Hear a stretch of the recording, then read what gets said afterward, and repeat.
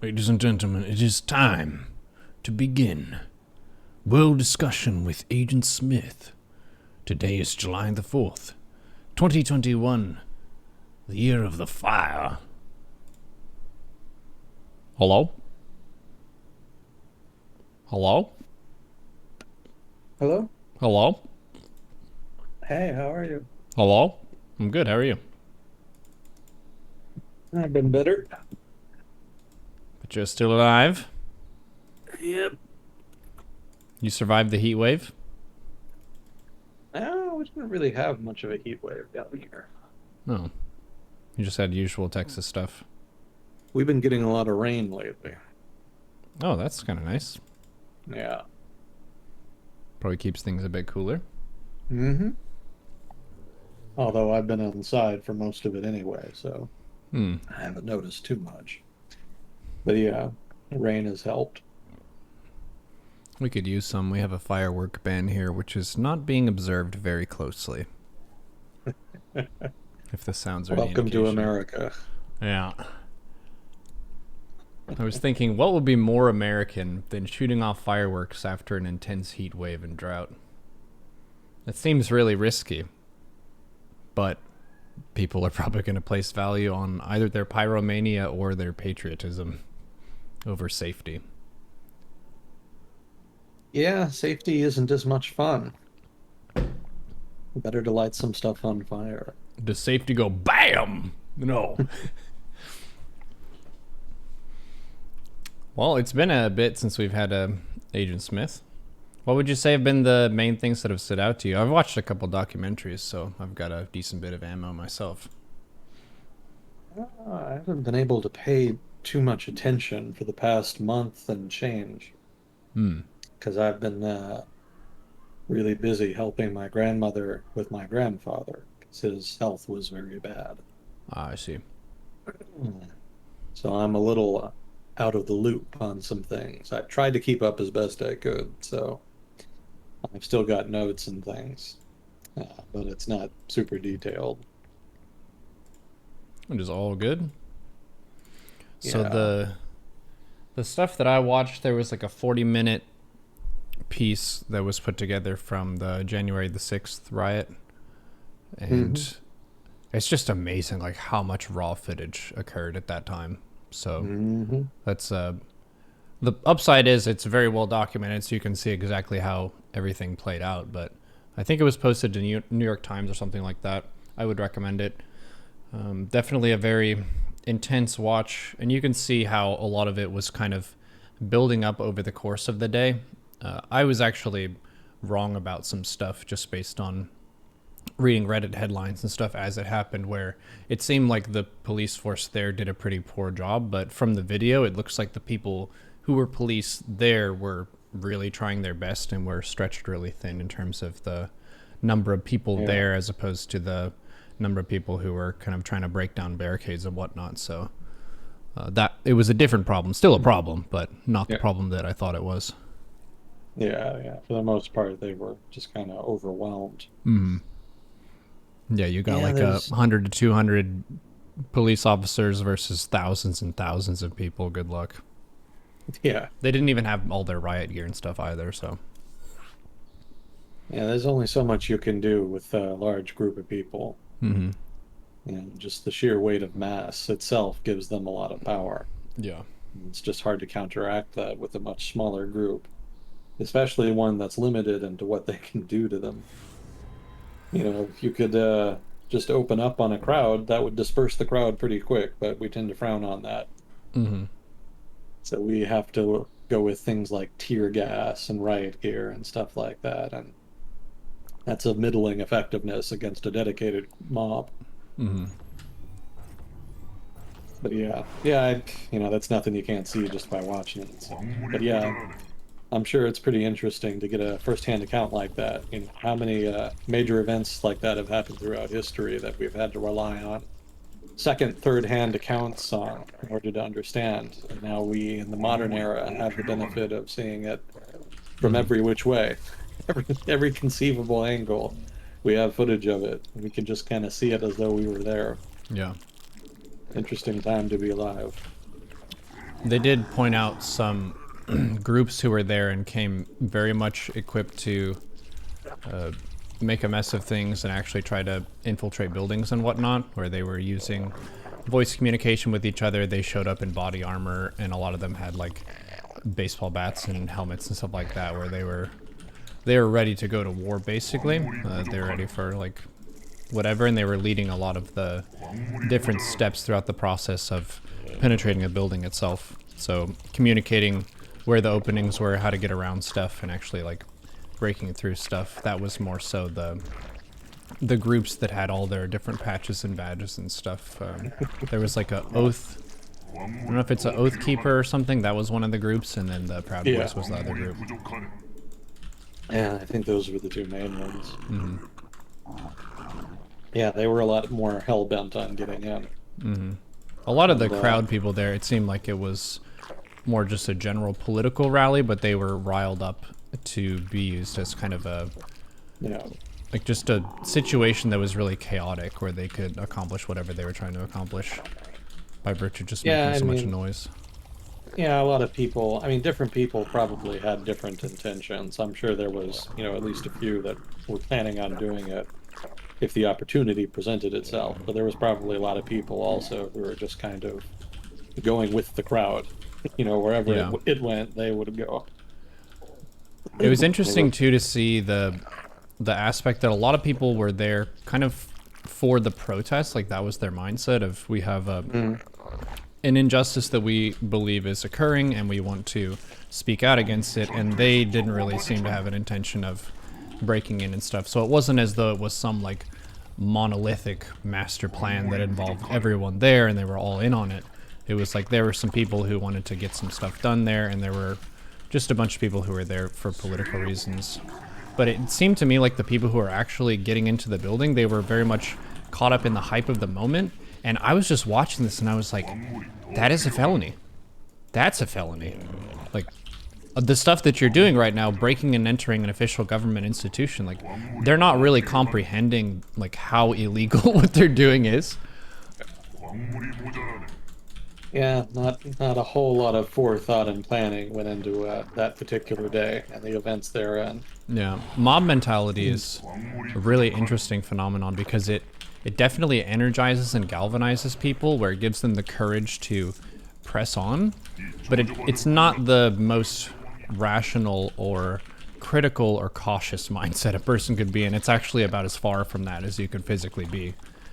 And they're cheering people on as though they're like saving the country or whatever, when if you phrased it accurately, it's like, we're gonna go in there and we're all gonna catch felonies and we're gonna take pictures of it so the FBI will know exactly who to arrest. It's like, that's what's occurring, but do you think you're going in there and you're actually gonna accomplish something of value? Negative Ghost Rider. That is a bad idea. Yeah, I concur. And, that's just what happens when you get a large group of partisans together. They start getting ideas. So that was a big ticket item, the documentary thing that I watched. I watched another one that was on some biohackers, basically people who are trying to make homebrew insulin, just figuring out how it's made and trying to drive the price down. Kukio, who's the co-founder of this channel, he had to take insulin, and it was just a regular difficulty point where it's way more expensive than it needs to be. But if you need insulin, you need insulin. It's not like you can say, well, I'm just going to cut that corner. You absolutely need that to survive. And the doc was saying that it's something like 2 orders of magnitude more expensive for the end user to get insulin for themselves than it costs to produce it, which is wild. That is so expensive. Yeah, I think I read an article about that tech. It was a little over my head, so I didn't really fully understand it. But yeah, the gist of it was that they were trying to form an NGO that was trying to develop the technology that would allow people to basically make their own stuff, like you say. I don't, I didn't take enough biology in college, I guess.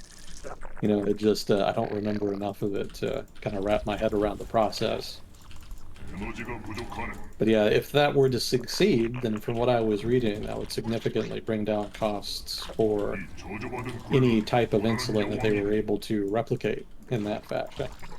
They probably won't be able to do it for all of them. There's probably going to be some types that they just can't, kind of reverse engineer, I think is the term the article used. There's probably going to be some that they won't be able to do, but even just one would help a lot of people. So that would certainly be a great benefit. But yeah, I don't know that I would have much to add to that. It made me think of an interesting kind of existential and philosophical question for the companies that produce this insulin, because I think it was like 3 companies control all of it, which means they can dictate whatever the price is. Where do you draw the line as a company for this is how much profit we want to extract from this process? Because if they control all of it, they can make the price as high as they want. So how much is enough profit off of this? And it seems like currently we have a sense that it is way too much profit that they're going for. Well, the problem isn't just profit, right? It's, the whole political economy of America's healthcare sector is just, I guess the word you would use would be scuffed. It is a huge mess. It's not free market. It's not public. It's not really just anything. It's just a mess. It's this weird hodgepodge of political compromises, and the result is just not efficient at all. And it's created a lot of weird, esoteric phenomena, one of which is these really high prices for things like insulin and other certain kinds of drugs. I mean, it's not hard to game the system that's been created if you want to. And there's just so much money at stake because, healthcare is a huge industry, that there's a huge incentive to try to game it if you can. So I think in the case of like insulin and other drugs, one of the problems, and this is just one of them I've read about, I'm by no means an expert on this, but from what I was reading, one of the problems has to do with pharmacy managers. I don't remember the technical term. It's like pharmacy benefit managers or something like that. Somebody more familiar with it can maybe correct me in chat. But basically, these are the guys who negotiate on behalf of pharmacies with drug companies in order to get drugs for the pharmacies. And what happens is that the drug companies can give them rebates. And basically, the higher the price that the pharmacies pay, the higher the rebate. And so the greater the incentive is to try to charge as high as possible. Both parties benefit from that. The pharmacy should want a lower price, but they actually make more from the rebate. And so that it makes them incentivize the higher price as well. So that creates a distortion in the market just in and of itself. There's another problem with classification. So there's like, I don't, it's been too long since I read about it, but basically, if you're a drug maker, then you can classify your drug in a specific way, and that allows you to basically give a bigger rebate than you would otherwise. Normally, you're only allowed to give like a maximum amount in rebates. But if you classify your drug as like, I think like a new drug that you just finished researching or something, then you can give a higher rebate. So what drug companies will do is they'll lie. They'll basically purposely and illegally misclassify their drug so that they can get the higher rebate. And the result is that even if there are other drug companies that can make a generic equivalent, the pharmacies have no incentive to buy from them because they can get the bigger rebate from the company that's lying about the classification. So this was actually the cause for, I think it was insulin. There was like one type of insulin that just got absurdly expensive over the course of like 10 years, up until just a few years ago. The price rose like 600% or something over the course of 10 years. And they found out that the reason why is because there was this kind of arrangement stemming from the illegal classification of the insulin that was being sold to the pharmacies. So there's just a lot of problems like that. You would have to make an extensive reform effort to just, fix all of that, in so much as that's even possible.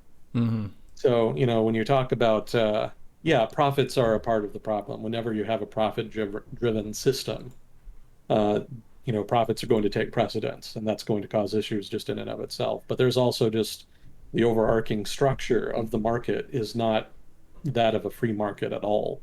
And that creates lots of room for abuses of one kind or another.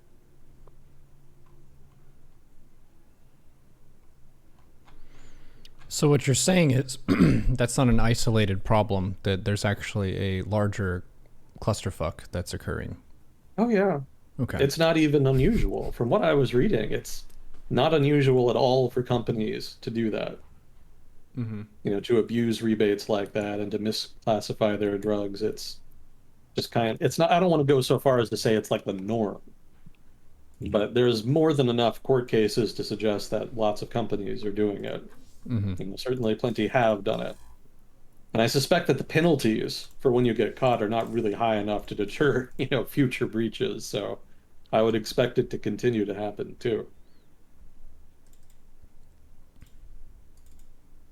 Well, that's not the most promising thing to hear, but at least we're becoming more aware of the problem. Well, yeah, I mean, it's just complicated. Whenever you get into like really complex policy problems like that, where the economics and the public economics get really complicated, it can be hard to kind of mobilize people. Mm-hmm. When you look at the politics of healthcare, it's things like, Medicare for all, lower drug prices, etc. There's all these slogans around it. But the reality of designing a public healthcare system or a private healthcare system or just a healthcare system in general, it's devilishly difficult. It's one of the harder public policy problems out there. Mm-hmm. And, getting people to mobilize to make nuanced, complex changes to something as big and complicated as American healthcare. That's a tall order, politically speaking. So I don't begrudge anybody who's responsible for trying to make that happen, and full credit to would-be reformers for making the effort. Mm.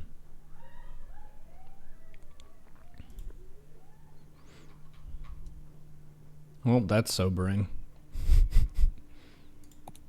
Yeah, the politics and economics of American healthcare is something that I want to read more about. Mm-hmm. It's part of my endless, forever to-do list. It's just one of the items on there. But the more I read about it, yeah, the more political America's healthcare system seems rather than economic. It's really not a free market in most respects.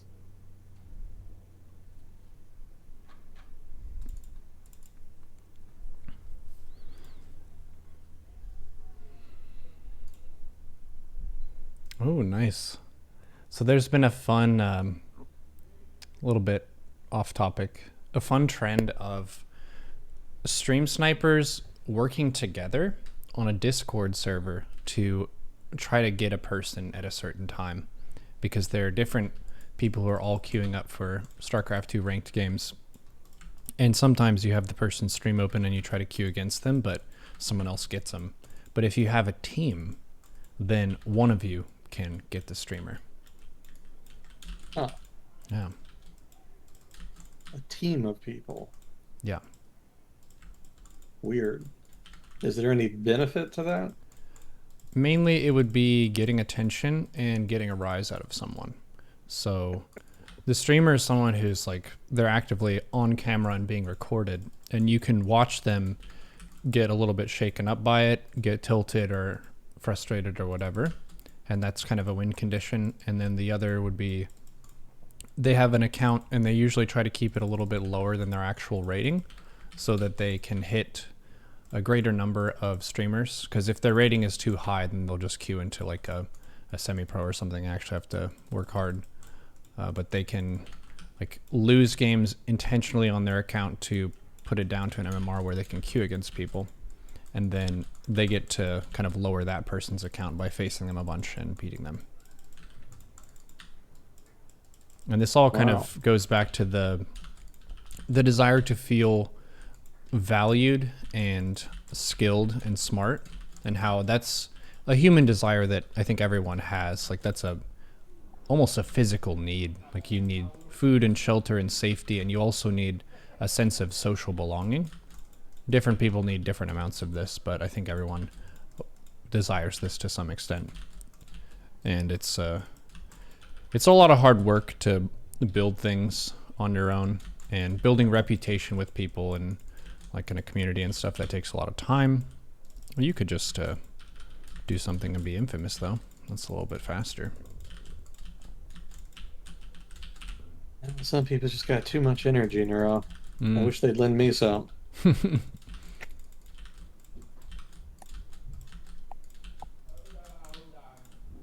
Well, did anything else kind of catch your eye the past, what, month and change, or however long it's been?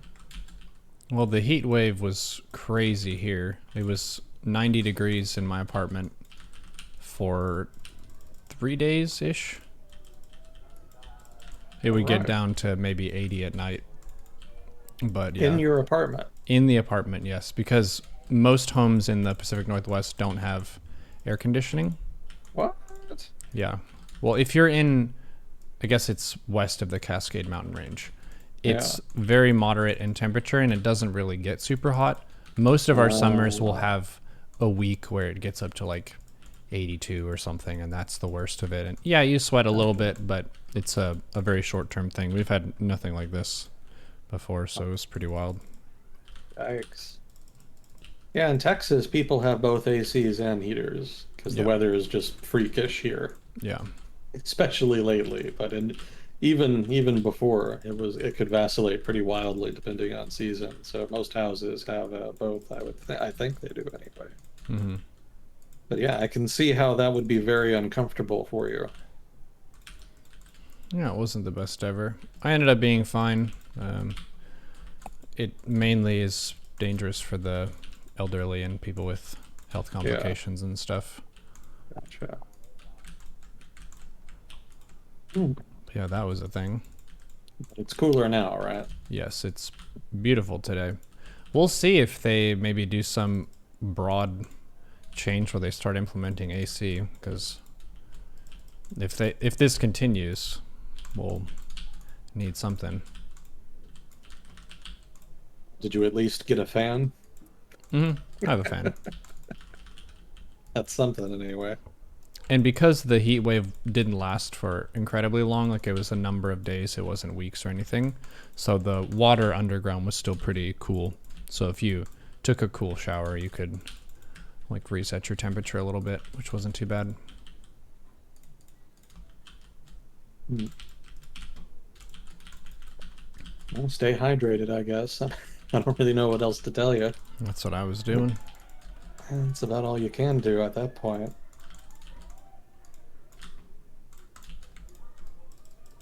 Did you hear anything about Afghanistan? Yes, I did see some maps and stuff posted recently of the Taliban pushing for more territory and stuff. Mhm. What's the situation there? The US is out. Biden admin said that they were going to pull everybody out by September 11th, which is a cheeky political choice. Yeah. They did that on purpose. But what kind of surprised me is that they actually did it early. They basically pulled out now. They're pretty much out at this point. Hmm.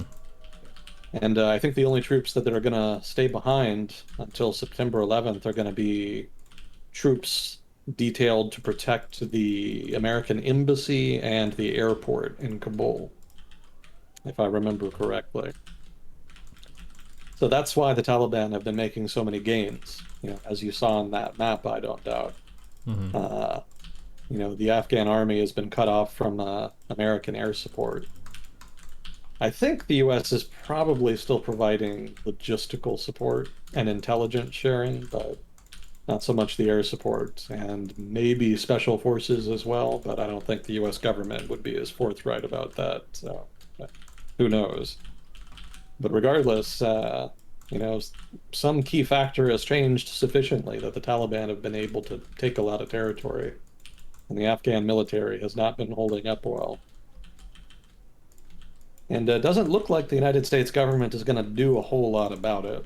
I think I read in a newsletter a couple weeks ago that there was a guy, it was a leak, so, take it for what it's worth, but there was a guy in the Biden admin who was talking anonymously to a reporter, and he was saying that the admin was betting that most people in the US won't really care. Hmm. Even if the Taliban just take over or do whatever, then probably That they will not, the admin that is, will probably not pay a big political price for that because the war is just very unpopular at this point. Yeah. So it seems that the government's official policy on it is to basically just kind of not entirely wash their hands of it. There's going to be still some American role, but it's going to be very peripheral, much more so than it was before. So whatever resolution is going to come to the conflict now is going to come about because of negotiations and conflict between the Afghan government and the Taliban, as well as probably the interference of various regional players. Pakistan, especially, maybe Russia, maybe China. I don't know. I don't know how eager China is to kind of get in that mess, but it's right on their border, so they certainly have an interest. But Pakistan, at the very least, will definitely be involved to some degree. It's just not clear how much. Afghan politics is pretty mercenary, so it's not as though the Afghan government is going to be entirely averse to reaching some kind of concord with Islamabad if they feel that their survival depends on it. And it looks like it probably will. So it may just come down to whether Pakistan really would prefer the Taliban be back in power, or if they would prefer some kind of power sharing agreement in order to keep things stable, or relatively stable anyway. That remains to be seen. But in the meantime, the Taliban are making lots of gains. They're assassinating lots of people in Afghan civil society. And there's a real open question as to whether or not the so-called gains Afghanistan has made over the past 20 years are going to last. So things like, just socially progressive type changes in Afghan society, which have not happened, in a great degree from what I've been reading, but certainly in the city of Kabul, there are lots of places where girls are being educated, people are getting college educations, and people are relatively more westernized, culturally speaking. It's not clear whether or not any of that is going to survive into the next few years. So there's some open question as to what happens to those people. And for now, that question is ambiguous. It's not really known. If the Afghan government can hold out, maybe some of those gains will be protected. But I suspect the political actors in charge of Afghanistan right now are going to be a lot more interested in reaching some kind of agreement with the Taliban than they will be in protecting Afghan civil society. The major political actors in Afghanistan, other than the Taliban and other insurgent groups, are mostly various tribal leaders and warlords, and they're not super invested in westernizing Afghanistan. They don't really care about that. The only reason that they pretended to care about it over the past 20 years is because there was a lot of aid money that was dependent on it. But a lot of that money is going away, so there's not nearly as much incentive going forward. Yeah, I think the US government has been looking into trying to get some of the interpreters that worked with the US military, try to get them over to the US or to just help them get out of Afghanistan in general, because they're going to be targets once the war is over, pretty much one way or the other. So there is some demand to try to help them out. There's still the broader question of all the other people that the Taliban doesn't like in Afghanistan that are going to be on the wrong side of history, as it were. I don't know how much is going to be done for them. Regardless, there's going to be a lot of drama in Afghanistan for the next year or so. And the new political order is going to work itself out, and it's probably going to be pretty messy. But that's what's been going on in Afghanistan. The US won't really be a leading factor. They'll be an important factor going forward, but it's not going to be like direct participation for the most part, like it has been for the past 20 years. Mm-hmm.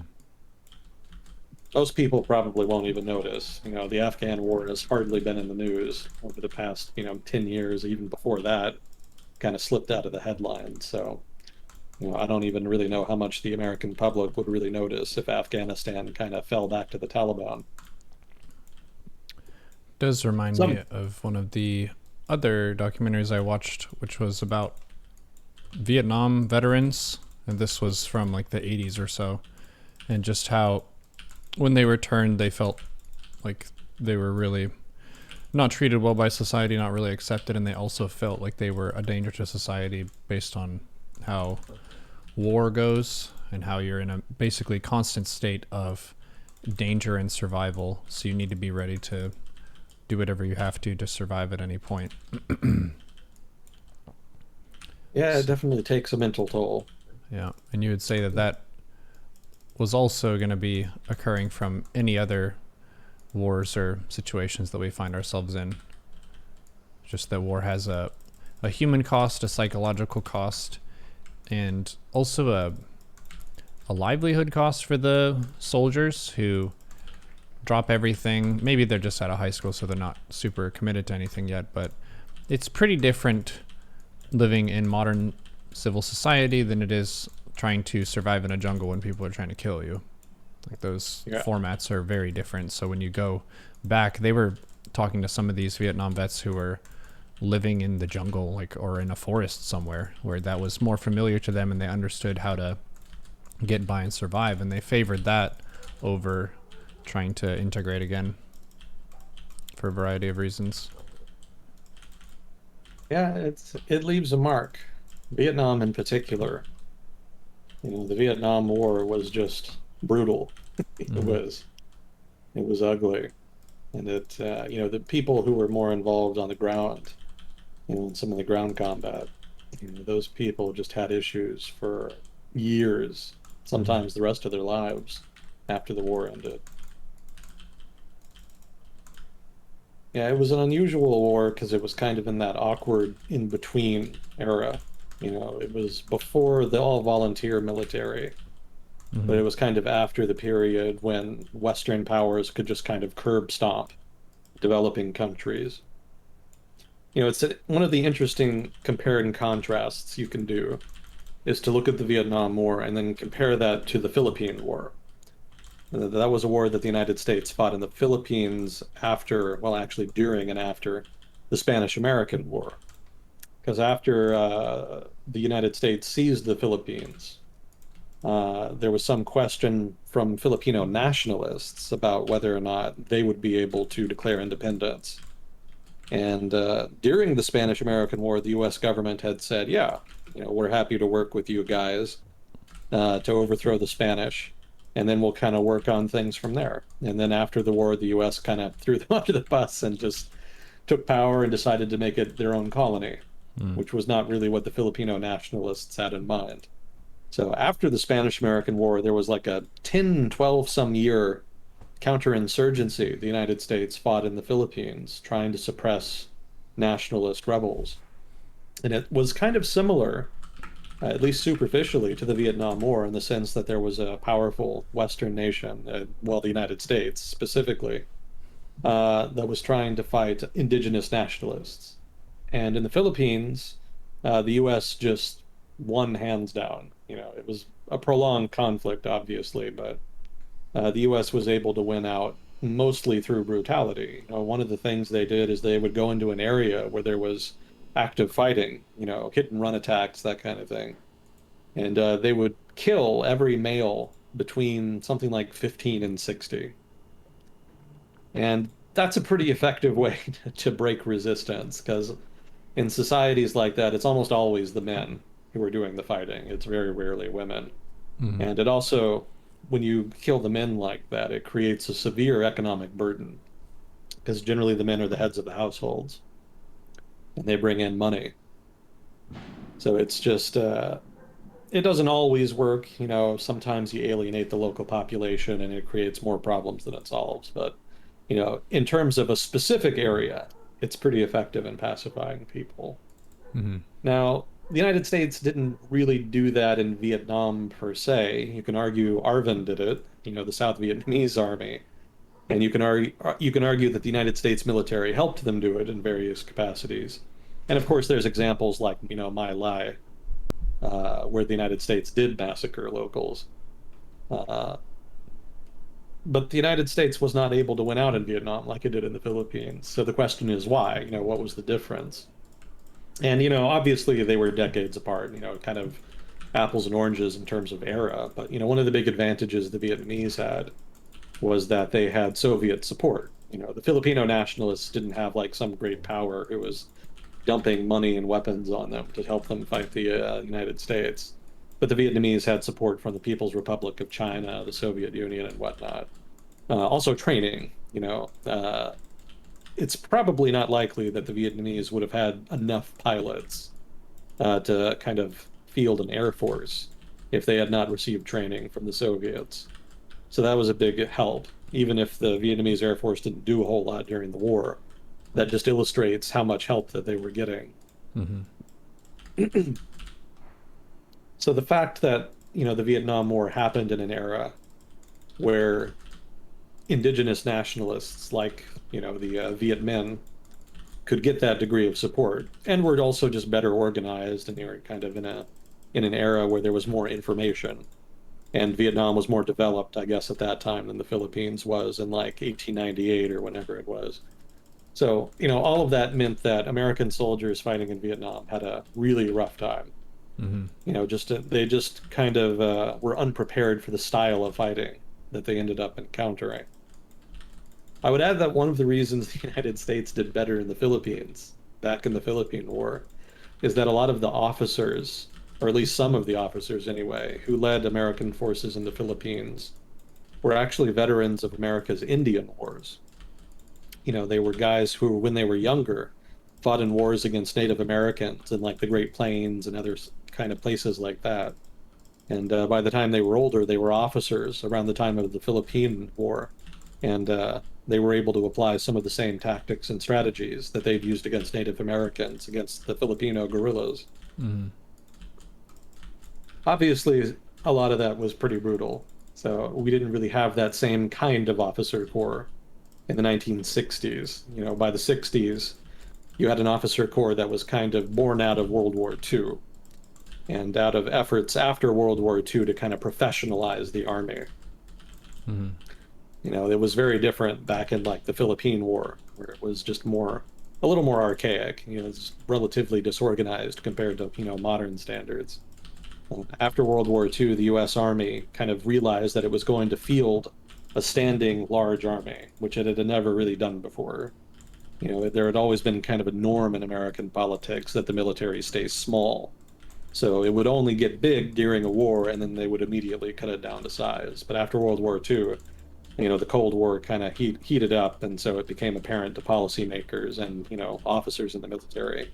There would be a large standing force, and so that meant that they needed, or at least they felt that they needed to professionalize the Army's organization and modernize it in order to kind of have a professional standing force that would be able to meet any contingency that ended up getting thrown at them. So the officers that fought in Vietnam were generally more career oriented, you might say, than the officers that fought in the Philippine War. And that had kind of mixed results. On the one hand, they were probably better trained, but on the other hand, it also resulted in what they used to call ticket punching. So if you wanted to advance in your career, you had to do certain things, You had to get certain trainings, you had to get certain certifications, I don't know all of it.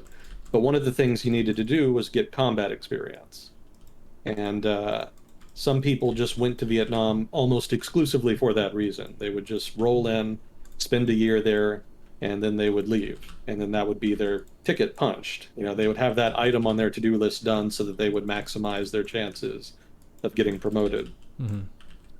And that was a problem because if you really wanted to fight well in a war like Vietnam, you needed people to stay long term. You needed people to spend a year there to learn how to fight and then fight well afterwards, in the subsequent years. But instead, if you only stay a year, then by the time it's time to go, you'd only just figured out how to fight. Mm-hmm. So you would have people moving up the learning curve, making the same mistakes, and then just as soon as they were experienced, they would leave, and they would be replaced with new people who had no idea what they were doing. And the US did that over and over again, year after year, just rotating people in and out like that. So that was one of the problems that the US Army had in the war. They were not able to maintain experience in the field for the most part. I think it's a lesson that they learned later in the war, but by then it was kind of too late, and there was already a lot of negative political sentiment in the United States. The course of the Vietnam War is a whole discussion in it itself. But yes, to to bring that full circle, yeah, it was really hard on vets. Just the by the nature of the fighting made it very hard on them. So I would agree with your statement. It's a long-winded, wild-ass tangent. Yeah, the reason I thought of it was there were some comments on that documentary of people who fought in what are they called, Operation Iraqi Freedom, and there was another one. Basically, the wars Enduring freedom. enduring freedom. Yeah, that's the one that happened in our generation. Vietnam would have been Yeah, before our time. But they're just yeah. like people you've known from high school. There are a few of my friends who went to the same school as me, and they ended up getting into the military after school, and that was their thing. So Cool. Yeah, I bet they've got some pretty cool stories. yeah, it seems like a lot of it is just sitting around waiting for stuff to happen, and then some of it is terrible and traumatic, and Yeah, some of what it, was the old saying? Long periods of boredom interspersed with brief moments of terror. yeah, I think that's how I once heard war described. sounds about right.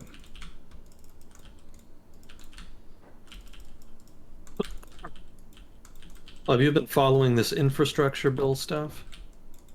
No, what's that about? No, well, one of the things the Biden administration has wanted to do is to spend a whole shit ton of money on infrastructure.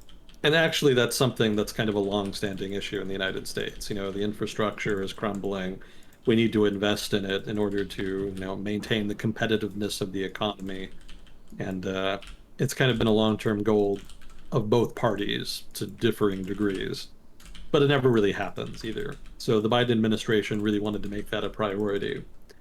And one of the big sources of drama in Washington over the past couple months has been the attempt by the Democratic Party, specifically Democrats in Congress and in the White House, to try to negotiate a bipartisan infrastructure deal with the Republican Party. And they don't have to do that. They were able to actually finagle a favorable ruling from the Senate parliamentarians, so they would actually be able to pass the infrastructure bill through reconciliation, which is a process that only requires a majority vote in the Senate rather than a two-thirds majority, three-fifths majority. I forget what the larger majority requirement would normally be. But reconciliation could be used. But there are two senators, Sinema and Manchin, who want, or would, at least would prefer, to negotiate a bipartisan deal. Because if you're using reconciliation, they're probably going to just dump it, pump it full of their own policy preferences without any regard for the Republican preferences. So it would almost certainly be like a party line vote. Mm-hmm. And a lot of people are fine with that. But Manchin and Sinema don't like that. They would prefer to negotiate a bipartisan deal and avoid reconciliation. So they've been trying to get that done for more than a month. Yeah, I can't even remember how far back the negotiations have been going on now. There were some that were being led on the Republican side by, I don't remember their name, but those kind of failed, but then were immediately replaced with some new negotiations just a few weeks ago that actually bore fruit. So supposedly, there is actually a bipartisan deal in place. So the question now is how and when they manage to get that passed. Because they're going to have to get the budget done first, and so that's going to be a whole thing.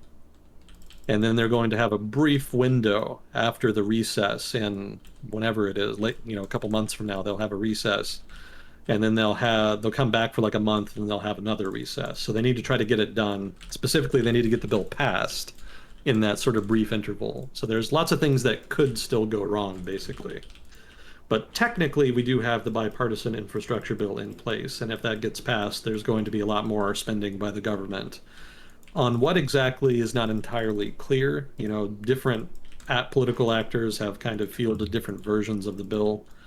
So it's not entirely clear what's going to be in the final version. But at the very least, there's going to be some spending on infrastructure, obviously, and then some ancillary things that are sort of kind of related. I've been trying to kind of compile the different things that are supposed to be in it. I kind of want to wait to see the final bill though before I get into it because I don't want to spend a lot of time, learning about specific things that they want in the bill that are not going to be in there in the final version. So we'll see what happens with that. But it should get done, it looks like. There are some things that the Biden administration wanted in it that they're probably not going to have in the bipartisan deal. But what they're going to do instead is they're going to take all the stuff that they were going to put into it that's not in the bipartisan bill, and they're going to put it in a different bill and try to get that passed, possibly by reconciliation. So basically, the Democrats are probably going to get most of what they wanted. It's just more about the order and the individual bills and how they get passed. They're just kind of moving different items around into different bills, depending on how they can get them passed and, whether or not they want to get bipartisan support. Yeah, so to boil it down a little bit, they're wanting to collaborate with the Republican Party so that the changes that go through are longer lasting rather than going for that usual back and forth of, well, your president did this, so we have to undo that before we start doing our stuff. Well, I would add two caveats to that. One is that it's not that the Democrats want to do that, it's that Sinema and Manchin want to do that. The majority in the Senate is razor thin. There's 50 Democrats, 50 Republicans. The tiebreaker is the vice president, whom, of course, is a Democrat. So they can't afford to lose even one senator. If they want to win a straight party line vote, they need all of them. And so what that means is that each individual senator has a lot of political power. And if any one of them doesn't like a deal, they can just say that they're not going to vote for it, and that's that. So most senators have been pretty on board with just getting things done with a party line vote. But two of them, again, Sinema and Manchin, have come out pretty strongly against things like getting rid of the filibuster or passing, big spending bills just through reconciliation. Partisan stuff like that is not, they don't seem to like that, and people speculate as to why. I won't get into that, but why do they want to keep the filibuster? They think that it encourages bipartisanship and that getting rid of it would only encourage more partisanship. So they're opposed to it for that reason. At least that's my impression.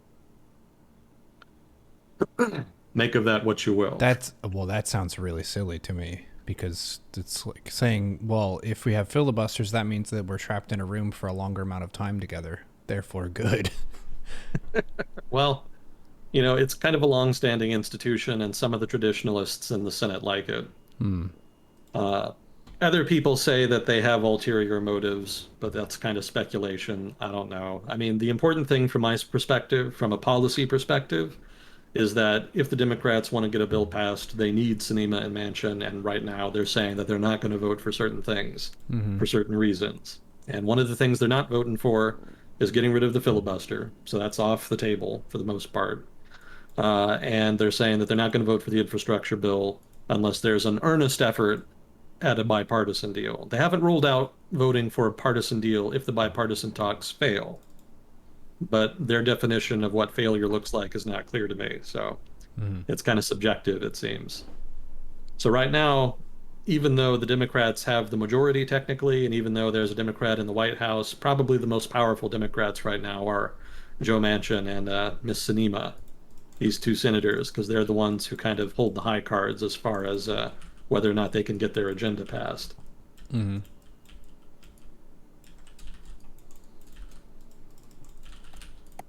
How is our legislature approval rating these days? Low. Yeah, same as normal. Well, here's the thing. The popularity of Congress is low. It's very low. I think I read somewhere a couple years ago that prostitution as an institution has a higher approval rating than Congress. But if you look at the individual approval ratings for individual House reps and senators, they're actually pretty good. So people like their representatives, but they just don't like the institution as a whole. It's not my guy that's the problem, it's all your guys. Because my guy comes to my town and he talks to us for a little bit. That means that he cares. Exactly. So that's just kind of goes to show you that, the institution definitely needs reform, but for the most part, the biggest problem in US politics right now is the people. There's just such a divergence of opinion on so many issues and so many different constituencies. It's just inherently difficult Hmm. to get anything done. Have there been periods in history where Congress did have a high approval rating? I'm sure there must have. I don't know how long they've been doing polling on approval ratings for Congress, though. That's probably more of a modern thing. They probably weren't doing it in like the 19th century, I wouldn't think. I would have to look at some poli-sci research to figure that out. Yeah, I don't know, is the real answer there. There was certainly a time when Congress was much more powerful. Back in the 19th century, it was the leading institution in American politics. Presidents could only get away with so much. Hmm. Congress kind of kept them on a tight leash. The idea of the president as being very powerful in American politics is something that came out of the 20th century. Hmm. At that time, there was a big demand for things like the New Deal, so that the government could help people because of the Great Depression. And then World War II, and then the Cold War. And so, one thing led to another, and now we just have a really huge executive branch. Hmm. And now we just kind of take for granted that the president can do a lot of stuff, even without Congress's permission, per se. And that's partly Congress's fault. They kind of went out of their way to try to give the presidency discretionary power so that they could act very quickly. The reasoning being that in the modern world, things happen quickly and the president needs to be able to react quickly, depending on circumstances. So the Congress decided, okay, we'll give them some wiggle room, as it were, institutionally speaking. But the result over time is that the wiggle room has grown and grown, and Congress has become weirdly reluctant to kind of rein in presidents. I suspect part of that is partisan. If your party's guy is president, you don't want to mess with him too much because he's kind of the face of the party. Hmm. If the other guy's dude is in power, then you don't have any problem. Then you rein him in as much as you like. Hmm. But when there's unified government, both parties with Congress and the presidency, it doesn't seem to happen much. So the result is a kind of institutional ratchet effect as far as the power of the executive branch. It just kind of grows over time, but never really weakens. That's probably a bad thing. We'll see how it kind of pans out. There was some push after the Trump administration to try to reform that, but I haven't heard much of that since, what, February or so. So it seems like other things have taken priority once again. So kind of keeping with the pattern there.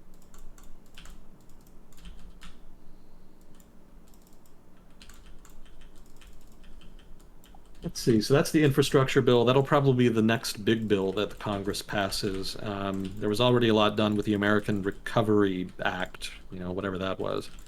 I don't remember exactly what it was called, but basically that was the big COVID relief bill that was passed once Biden became president. So those two bills were very big, did a lot of stuff. And then they're talking about something called like a American Families Plan, and that's the bill that they want to stick all the sort of other stuff that they had to take out of the infrastructure bill in order to get a bipartisan deal done. And that's going to be things like family leave, I think, is like one of the ones that I saw mentioned, and vacation time, stuff like that. Stuff that's kind of normal in like Western European countries, but that's not really done here in the United States. They're going to try to stick that in the families bill. Hmm. It's not clear if they're going to have the votes to make that happen. I was reading that they were going to try to pass it through reconciliation, but I kind of wonder whether or not that'll work. But, I'm not an expert. Again, I haven't been able to read as much as I would like over the past month. So a lot of this stuff I'm kind of just reading in newsletters and stuff and haven't really had time to follow up on much. So we'll see, basically. But those are the major political debates happening right now in Washington. It's all centers around the infrastructure bill and ancillary related spending and what's going to be the families bill. Hmm. There's some other stuff happening too, but it's kind of not really as high profile. They were talking about rescinding the authorization for use of military force that was passed after, well, I want to say Afghanistan. Maybe it was Iraq. I don't quite recall. But basically, it's the bill that gives the president the power to intervene in the Middle East without notifying Congress first. Hmm. And there's been, I think in particular, there was a push after the US bombed some targets in Iraq to try to get that changed. And so there's been some movement on that, but it's not clear if they'll be able to kind of get rid of it. It seems that there's some interest on the part of some in Congress not to remove the bill entirely, but rather to modify and replace it, which kind of feels like a lateral move to me. But there is some argument to be made that the president needs some discretionary power there, certainly. But I think it's pretty clear the United States is kind of shifting away from the Middle East strategically, and that we're going to kind of try to take a more hands-off approach. So I don't know how much need there really is for something like the AUMF, but maybe I'm wrong. I'm open to criticism. Actually, that would be that would be a good time for the usual disclaimer. I'm not an expert in everything I talk about on here. Obviously. So if I ever say anything wrong, stupid, or biased, please point it out. If I'm wrong, I want to know more than anybody. I learn a lot from chat when I read through it. I don't read chat while we do this, but I will read it later. So, please do contribute in chat if you can.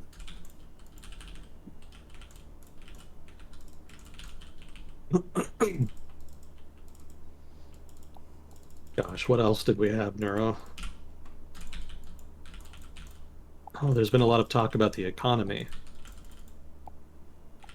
Yeah, I was reading, I've been shifting more to a newsletter-based model as far as news. It's just a little more efficient. And one of the things I was reading was a newsletter from, I think, the Brookings Institution. And they were looking at the labor shortage, which is kind of, I think, well established at this point that there's a shortage of labor in the United States to varying degrees. And, there's kind of a question about whether or not getting rid of the COVID-related unemployment benefits would relieve the pressure there. Because people have been making relatively more from their unemployment benefits than they were before COVID because the amount they received was temporarily increased in order to provide more relief from the COVID-related recession that occurred. Mm-hmm. So Brookings, from what they were looking, from the numbers that they were looking at, said that the unemployment benefit increase was probably not large enough in order to really deter people from entering the labor force. So their reasoning then is that if there's a labor shortage, it's probably isolated more in individual industries.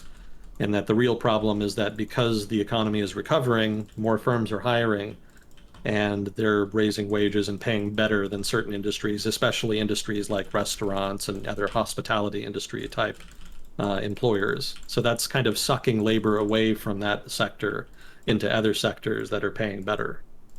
And so that's, according to Brookings, again, that's more what's happening economically than people kind of sitting on the sidelines and just not working because of unemployment benefits. They added the caveat that it seems that for workers who had been working in the restaurant sector, they seem to be deterred from working more by the higher unemployment benefits, specifically in that particular industry. But they note that other industries don't seem to be so quite affected. Yeah, that's roughly from memory. I hope that makes sense. But yeah. So from there, according to that argumentation, the takeaway is that if you get rid of the unemployment benefits, and I think they're scheduled to just go away automatically, like in the next couple months anyway, there may not be much of an effect in terms of relieving the labor shortage, unless you're an employer in the hospitality sector, put it like that.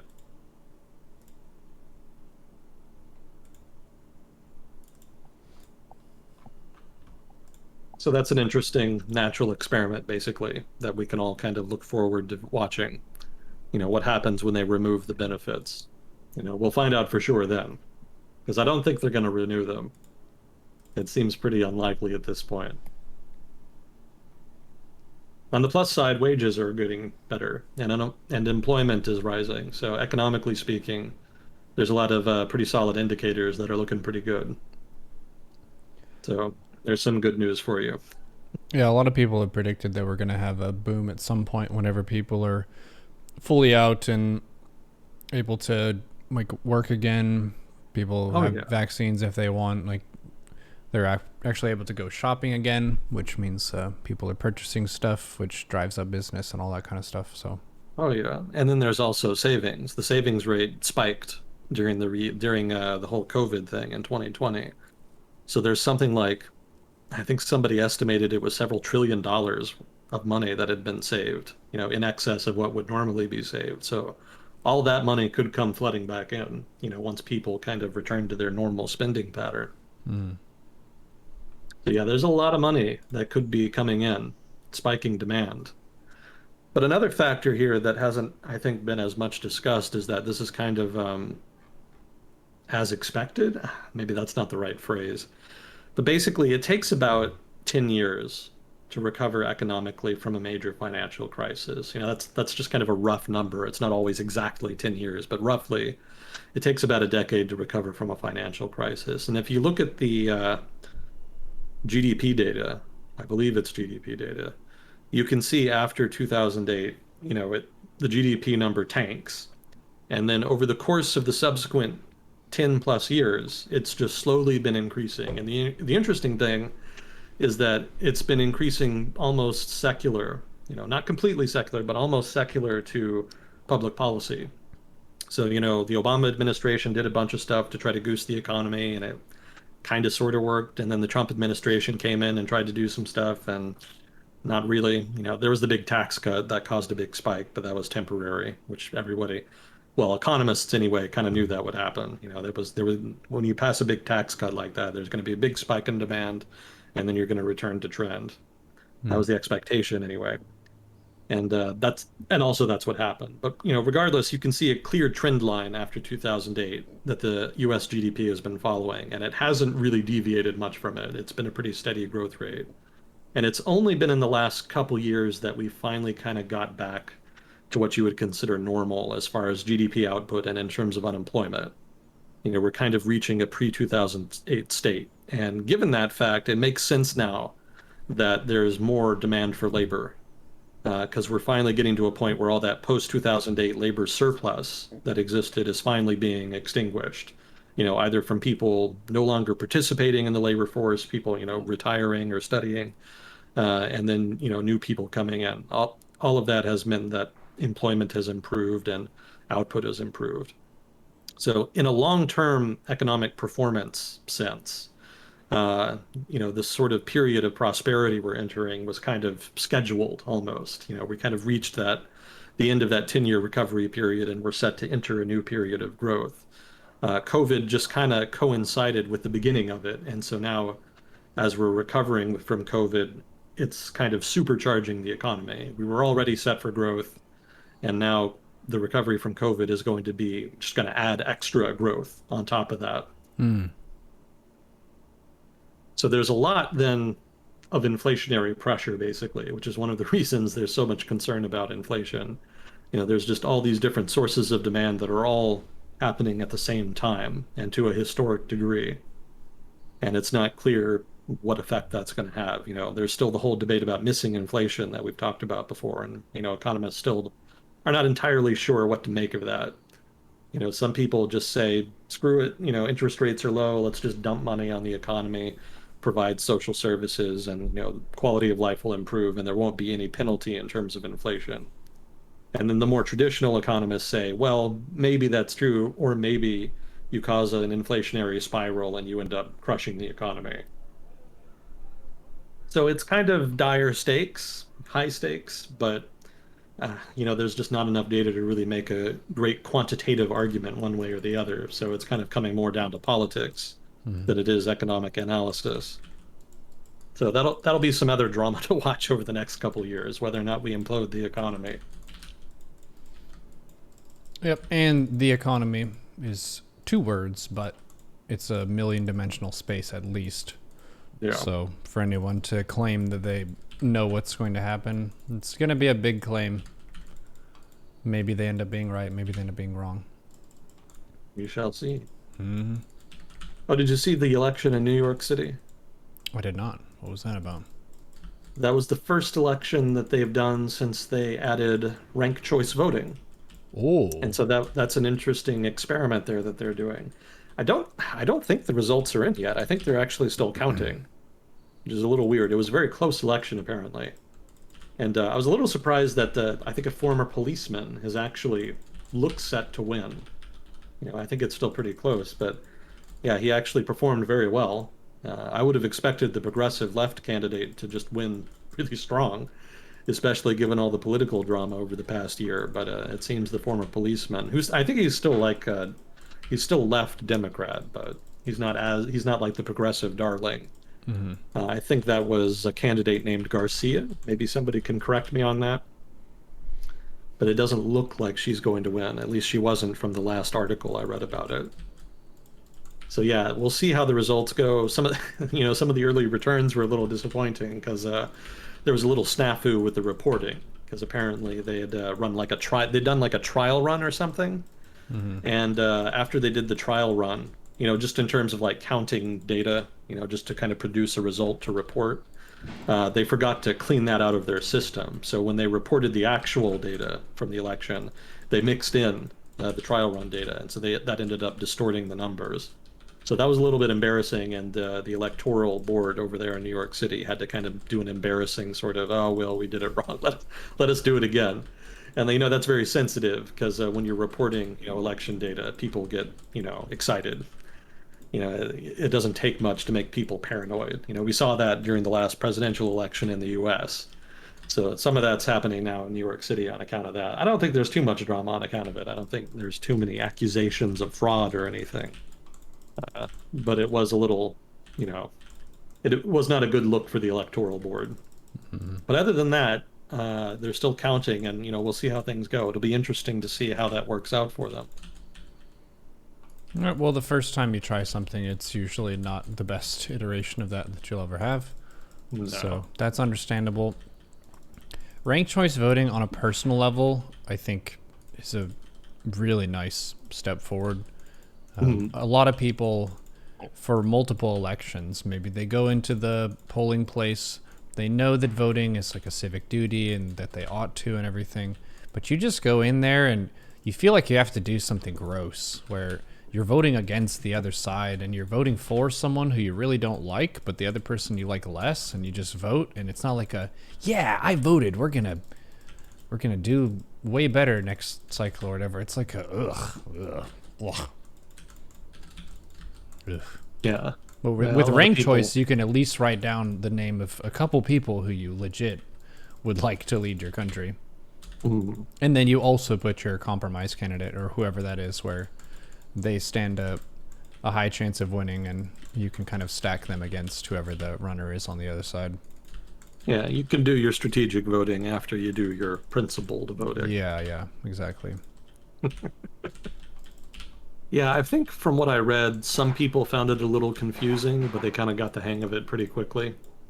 They kind of compared it to learning to ride a bike. It kind of takes you a little bit. It takes you a little. It's a little bit of trouble first, but then you remember it for the rest of your life. So it seems that wasn't too much of a barrier. Hmm.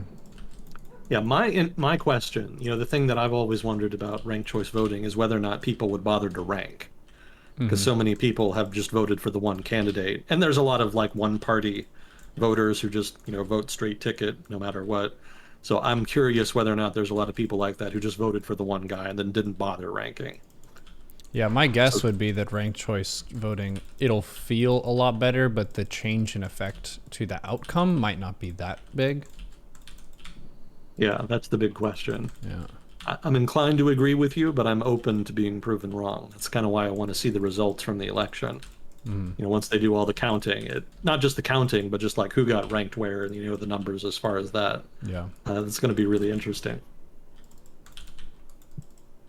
I will say this: Andrew Yang will probably not win. Dude, the Andrew Yang fans were just getting hyped up. Yeah, Right yeah, until you said that.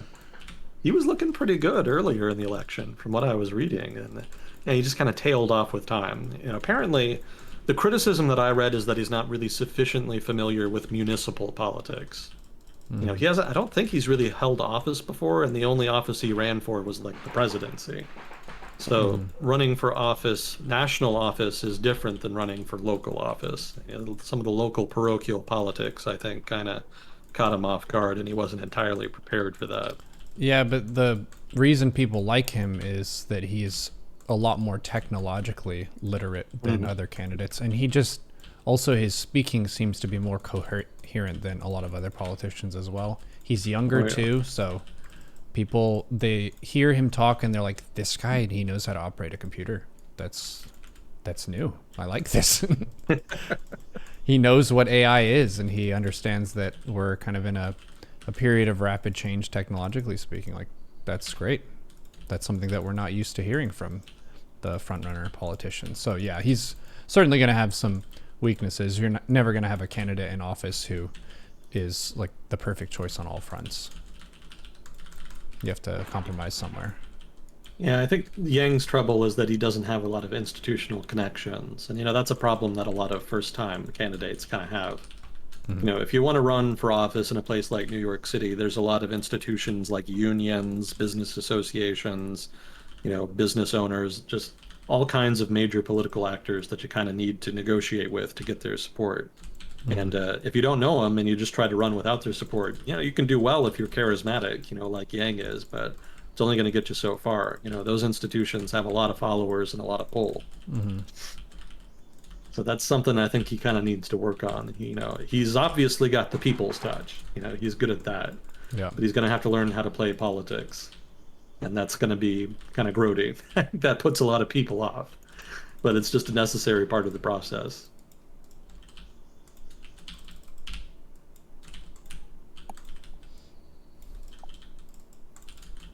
Oh, did you hear about that big new hack?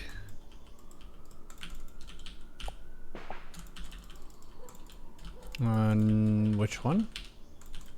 It just happened like a day or two ago, I guess. Let me see if I can find the notes for it. Let's see. I think it was the last one I added. Or was it not? Oh. Well, basically, do you remember the solar winds hack a couple months ago? Yeah, I think we talked about that on Agent Yeah. Smith. Yeah, there was like a company that provided security software, and the process by which they updated the software ended up getting infiltrated.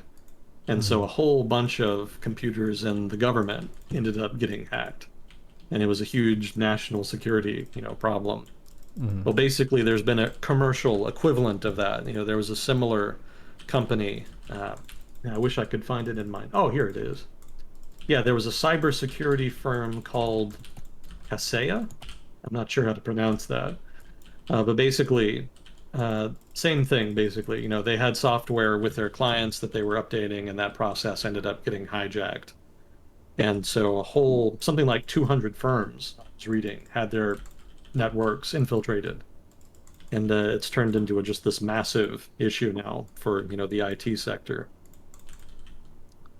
So it's one of the biggest hacks, basically, from what I was reading about. One of the biggest, what would you call it?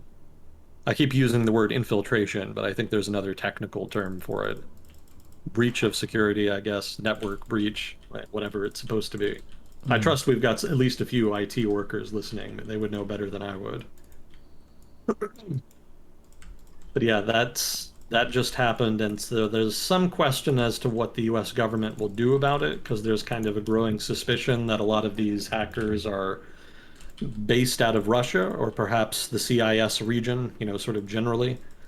And there's then some suspicion that maybe the Russian government either supports them or at least tacitly tolerates them. And in so much as that's the case, there's some sense that the US government may try to pressure the Russian government to do more about it. Obviously, the US government has been pressuring Russia quite a bit over the past 10 years, and they don't have a lot to show for it. So I don't know that there's a lot the US can do about this. But there could be some retaliation of some kind if the US government really feels like they need to do something about this, above and beyond just complaining about it at the Russian embassy. But we like complaining at the embassy. It's a great building for complaining. It's pretty much what they're built for. So I don't really know the full implications of that, or even really the technical details. I'm not a tech guy. But I wanted to throw that out there, because this is probably going to be another historical moment, kind of akin to the Solar Winds hack. This is another major step forward as far as extortion on the internet. Hmm.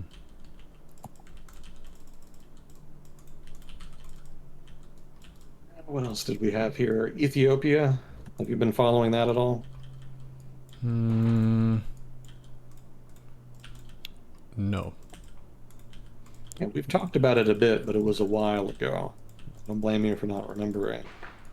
Uh, there's a guy named Prime Minister Abiy. I think his first name is Ahmed, so Ahmed Abiy. Not And to be confused with he's Shinzo the Abe. oh, different Abiy, different Abiy. Yeah, maybe it's pronounced Abiy in this case. I never quite ever get around to Googling his name to figure out how to pronounce it. But Prime Minister Abiy in Ethiopia was a guy who came to power basically with the promise of modernizing the country's politics. Hmm. He wanted to create a centralized modern government and have a modern electoral system and to try to fight corruption in the system, which was pretty extensive because the political system was dominated by just one coalition of political parties that had all worked together to overthrow the previous government, which had been a communist authoritarian government in the 1980s. So he was seen as a modernizer, and he actually won a Nobel Peace Prize because he negotiated a peace agreement with the neighboring state of Eritrea, which Ethiopia had been in a kind of weird border Cold War with for like 10, 15 years. Actually, longer than that, more like 15, 20. And he also helped negotiate some peace agreements in South Sudan, I think, some other places. So opinion was pretty positive for Abiy for a while there. But it kind of looks like he's hit a wall here, which would be unfortunate. Some people say that he's actually just an authoritarian and that really all the things he's doing are really about centralizing power in his office. And technically, that could be true. I can't disprove that per se. But people, it seems, were willing, internationally anyway, people were willing to give him the benefit of the doubt, and they were hopeful that he would be able to do some good things for the region. But one of the problems he had is that the people that he replaced when he took power were not happy about losing power. One of the political parties in the coalition was a political party that represented the ethnic Tigray people of Ethiopia. And they were only about 10, 15% of the population or so. No, actually, even less than that. I think more like 7%. It's relatively small. They're not like the biggest group in Ethiopia. But even so, they were disproportionately represented in the upper echelons of the government for a long time after 1990, because the Tigray political party that I'm talking about, I think it was called the TPLF, was one of the leading rebel groups during the war against the communist government. And so, as a result, they ended up being the top generals in the army, top bureaucrats. There was just loads of Tigray people, kind of scattered around the government after the war ended. And for a while, that kind of worked fine. But when the Tigray leadership ended up stepping down from power because of a whole litany of scandals and protests that were happening over alleged misrule back in 2018, uh, they resented it. And they kind of tried to figure out ways to kind of get back into power, but they were never able to do anything because Abe was pretty effective at building up his power base. But the thing that the straw that broke the camel's back, as it were, was when Abe decided, one, that he wanted to hold elections, relatively free and fair elections, no less, and two, that he was going to change the composition of the governing coalition. Before, it was a coalition of ethnic-based political parties from different regions of Ethiopia that were all working together to try to govern the country. After the reform, the coalition became a single political party that integrated all these different ethnic parties together under one umbrella.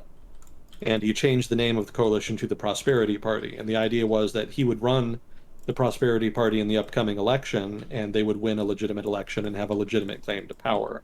And that this would be one of the steps towards political modernization for the country. And people were hopeful that would work out, but the TPLF decided that they did not want to participate, and they actually just outright left the coalition entirely. And that was kind of a problem because the TPLF is the dominant political party in the Tigray region. They have their own province over there in, I think, northwestern Ethiopia. And, maybe if they had kind of played ball and at least, let the election run, it would have been fine. But as was, they started to arm themselves and prepare for some kind of conflict. It wasn't even entirely clear just what. Uh, the thing that kind of caused them to mobilize was COVID, because what Abiy did is when COVID hit, he delayed the election, which is kind of what you would expect, right? There were lots of countries that felt, well, that encountered the difficult trade-off between holding the election on schedule and delaying it. So in Abiy's case, he decided to delay it, but that kind of gave the TPLF room to accuse him of using COVID as an excuse to maintain his hold on power. And at that point, they started to arm. And they actually held an election of their own in Tigray province. And they did it, though, outside the scope of the law. It wasn't like a legally scheduled election. And so the Ethiopian government told them not to do it, and that turned into a standoff. It was eventually diffused, but it was pretty clear that the TPLF was up to something. And ultimately, what happened is that they launched a preemptive attack, as they characterize it, on a government base that was located in Tigray province. And that was the spark that started the current civil war. So the Ethiopian government mobilized the army, sent them in, and tried to basically fight the TPLF for control of Tigray province. And at first, they were really successful. They actually pretty much crushed the Tigray militia late last year.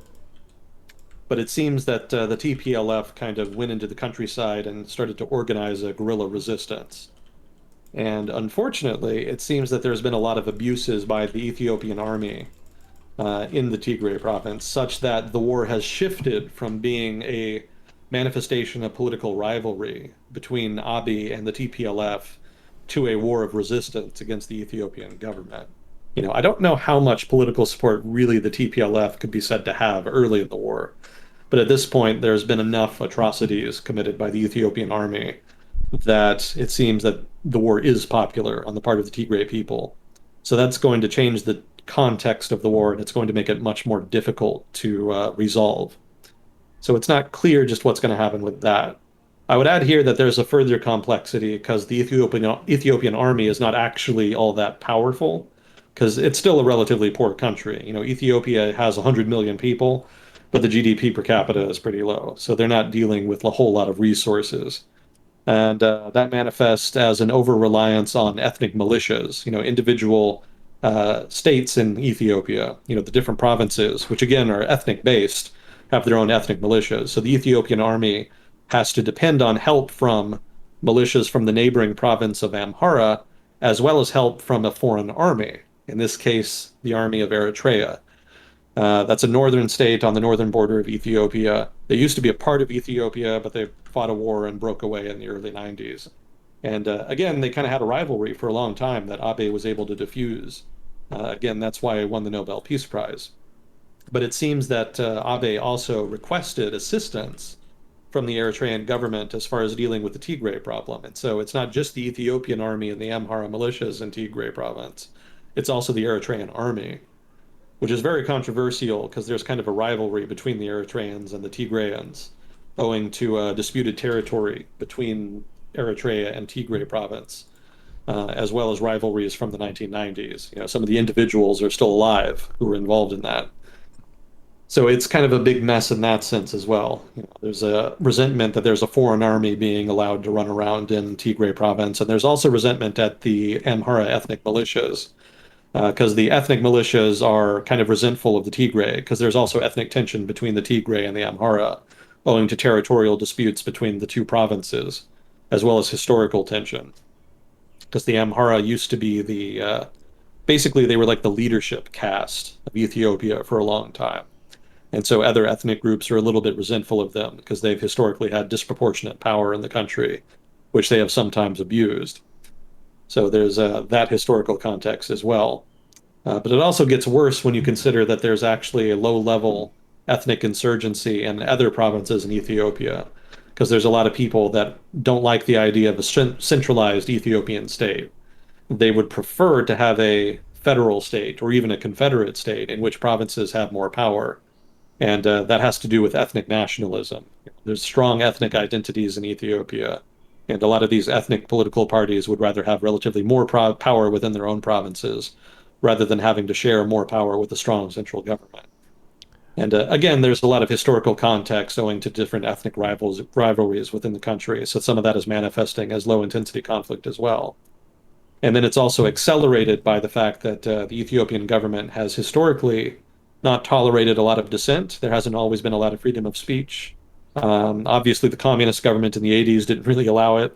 But even in the 1990s, when the rebel groups were able to take power and were trying to create a new government, they were also not entirely tolerant of free speech. And so one of the things Abiy wanted to do as part of his modernization program is to open up the country's political discourse and to allow more dissidents and to allow people who had been exiled to come back. That was one of the things that encouraged a lot of foreign observers. But one of the unintended side effects of that is that it supercharged ethnic nationalism. All these old rivalries that had been suppressed by the government just came rushing out. And the government has faced a difficult catch-22.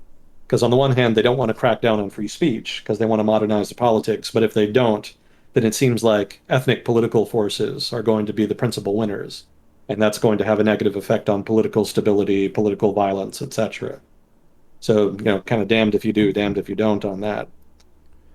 Yeah, I did pull up the map of Ethiopia and Eritrea here, if people aren't familiar with where exactly that is. So you're kind of looking at the Horn of Africa, which is where Somalia is, and then Eritrea directly to the north, Djibouti to the north and east, Sudan to the north and west, South Sudan to the west, and Uganda's not too far off. But it looks like it's totally landlocked.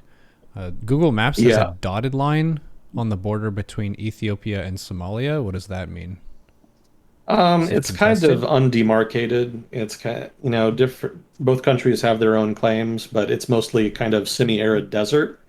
And Mm-hmm. like a lot of semi-arid desert regions along countries' borders, they don't always kind of delineate exactly where the border is because Mm-hmm. there's not really a lot of natural resources there. There's not a lot of people, and what people are tend to be more nomadic. So there's I'm not just like, really a whole lot to kind of there's not a lot of incentive to kind of go out of their way to delineate it. so what you're saying is neither of them want this, so they're not gonna like fight over. No, this is our land. It's like, nah, it's crap.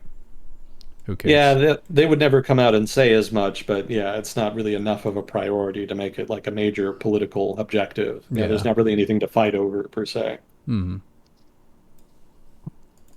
We But have yeah, a. as far hmm? Go ahead. Oh, I was just going to say, I mean, going back to the war in Tigray province, late last year, the Ethiopian army and its, Amhara militia allies and the Eritrean army were able to successfully invade and conquer Tigray province. But afterwards, there was a lot of hit and run attacks and guerrilla activity. And we didn't really know the extent of it because the Ethiopian government has basically shut out international media from Tigray province. Mm-hmm. But just recently, in the past few days, the TPLF, the Tigray militia fighting against the government, was able to seize the capital of Tigray province. They actually ejected the Ethiopian army from the largest city in Tigray province. And there have been allegations that the rebels have been successfully fighting and defeating the Ethiopian army in other parts of Tigray province. So it seems like the Tigray militias may actually be pushing ahead and making gains in the war, which would suggest that the war isn't actually over by any stretch. It's not just that the Ethiopian army is facing difficulties from insurgents, they're actually being defeated. And it's not clear what the implications of that are going to be. It could be that the Ethiopian army just needs to mobilize more of its resources, but it could also be that they don't really have those resources. The Ethiopian government is kind of stretched for cash. COVID did a number on the economy, so federal resources are just not really available. And that's also part of the reason they've been so dependent on ethnic militias in the Eritrean army. The Ethiopian army just isn't powerful enough to kind of handle it. And they've also got their hands full dealing with the other low intensity insurgencies in other provinces being perpetrated by ethnic nationalists. So the Ethiopian army may not be able, just at all to successfully suppress the TPLF in Tigray province. But that still leaves the Amhara militias and the Eritrean army. The Amhara militias are probably on a relatively even keel with the Tigray militias, so that could be a relatively even fight. But the Eritrean army is a different matter. They're pretty experienced and they're relatively well armed compared to the Ethiopian army, and they don't have the problem of having to diffuse their resources across a very large area. So it could be that the Eritrean army is the difference maker here. It's just not entirely clear the extent to which they actually want to get involved. Supposedly they had pulled their troops out a couple months ago because there was a big outcry when it was revealed that the Ethiopian government had lied about the use of Eritrean army units in the war. But there's also rumors that there are still Eritrean units there, and supposedly the Eritrean army has mobilized some units to the border just recently in response to the fall of Mekelle, the capital of Tigray province. So it could be that they double down their involvement in the conflict in response to the upsurge in Tigray militia activity. It's just kind of early, so it's not entirely clear. But regardless, it seems that the war is not in its final stages like I had thought it had been, but uh, apparently it's actually just beginning, unfortunately. And that's especially a problem if you're a civilian, because not only do you have to deal with various abuses by, ethnic militias and the Ethiopian army, as well as the Eritrean army, but there's also a big humanitarian crisis because there's a shortage of food. The Ethiopian army, when it invaded Tigray, went out of its way to cut off access to the outside world. That was the first thing they did. Part of that was just to cut off escape routes for the Tigray militias, but it was also to try to maintain control of access to the territory. And the result has been endemic food shortages. And I think something like 350 some thousand people are facing imminent famine as a result. So there's growing international pressure on the Ethiopian government to try to allow humanitarian access to the province.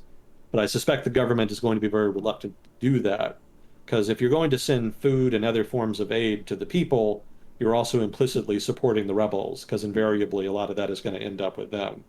So the Ethiopian government is going to have to make a difficult decision as to how much international pressure it's willing to incur, as opposed to providing humanitarian access to the people of Tigray province.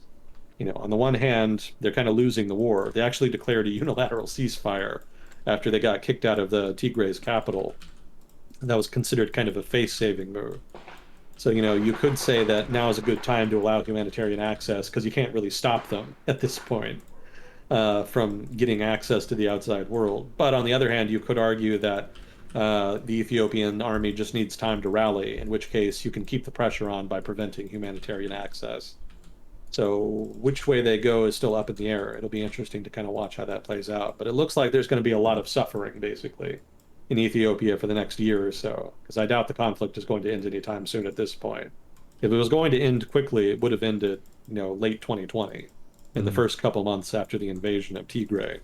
But since that hasn't happened, it looks like it's going to be a prolonged insurgency, and it's really not clear how that's going to pan out.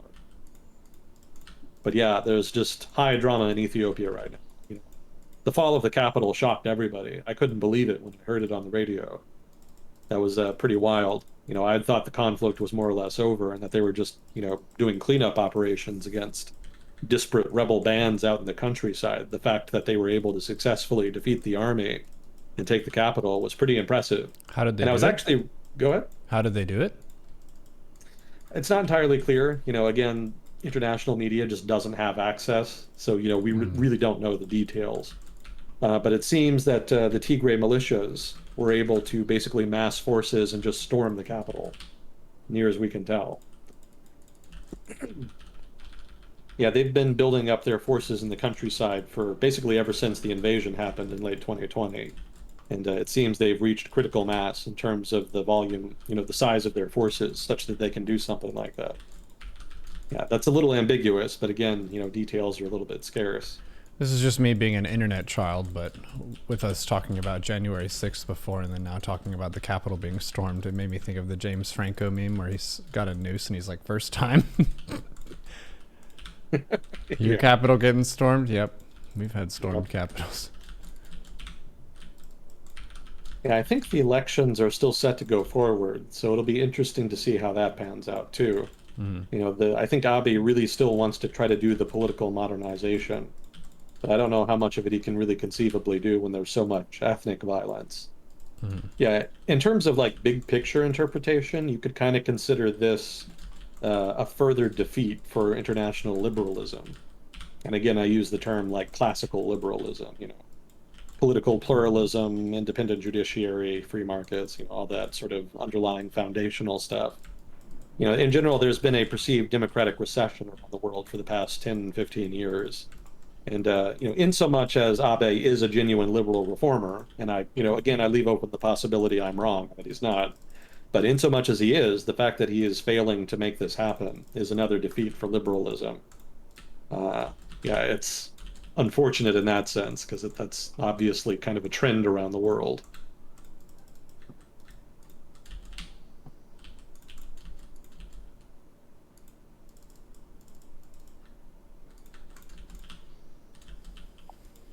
So that'll be something to watch. There's also kind of a tail end possibility here, which is that Ethiopia just goes full Yugoslavia and breaks apart along ethnic lines. And if that happens, you can bet that there's going to be a whole lot of suffering Hmm. because there's a lot of ethnic rivalry in Ethiopia, and there's a lot of ethnic militias, and everybody has access to weapons. So that would turn into a bloodbath real quick. Hmm. So hopefully that doesn't happen. I mean, the best of all possible worlds is that the Ethiopian government is able to negotiate a peaceful outcome to the Tigray conflict and is able to gain the trust and legitimacy of the Ethiopian people in a way that is to their satisfaction. But it's seeming less and less likely that's going to happen. So we'll see.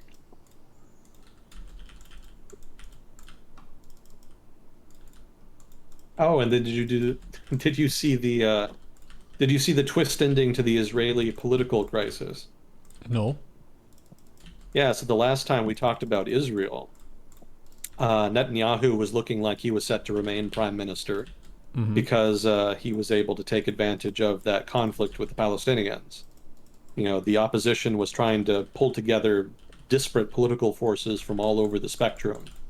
And some of those political forces are far right people who don't like Netanyahu personally, but otherwise like his politics.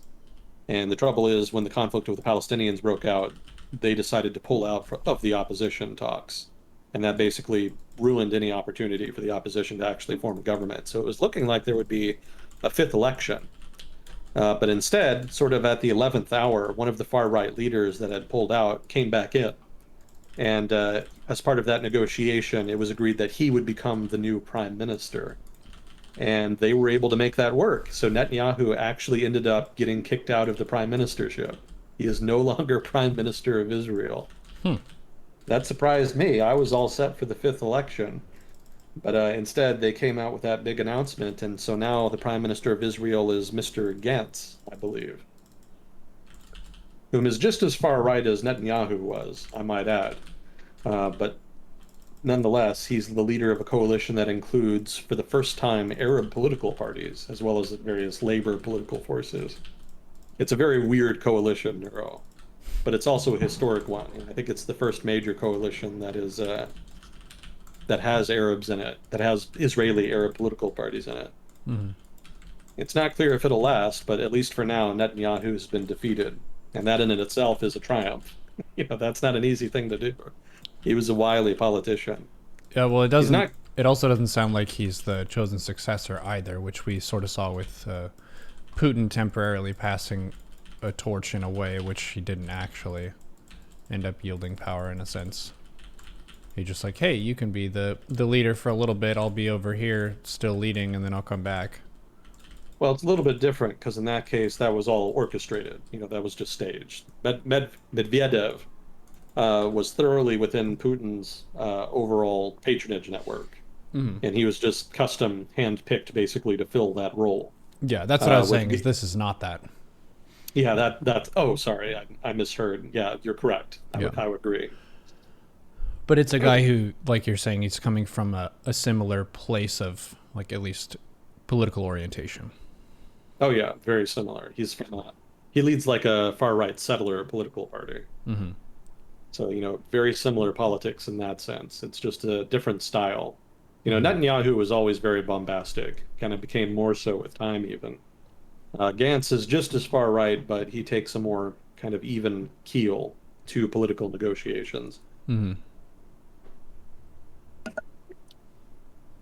So I don't know that there's going to be a lot of change as far as Israel's foreign policy or treatment of the Palestinians or any of that. because that's kind of at this point a consensus political issue in Israel. But you might see a little less drama as far as the Israel-America relationship, as well as probably fewer grand pronouncements from the Israeli prime minister Mm. as far as threats from Iran and other such things. They'll still take the Iranian threat just as seriously as Netanyahu did. But I don't think they're going to come out and call them evil and try to manipulate the United States into doing something about it, quite like Netanyahu was trying to do. Mm. Yeah, so that was the big shock from Israeli politics. That kind of caught me off guard. So big changes for Israel, superficially anyway.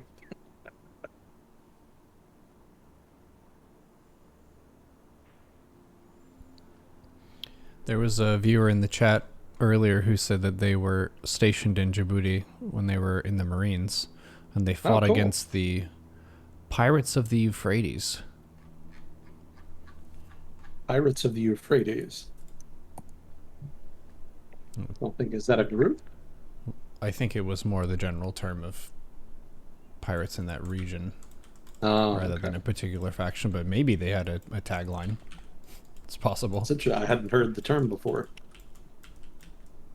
Actually, Wizard, if you're still in chat, is it a particular band of pirates or more general regional term? I assume it Yeah, was I'm regional. curious. I hadn't heard that before. That's pretty interesting. But I've yeah, heard and there's Somali definitely pirates a been lot. anti-piracy missions in Djibouti. Yeah, that Mhm. doesn't surprise me.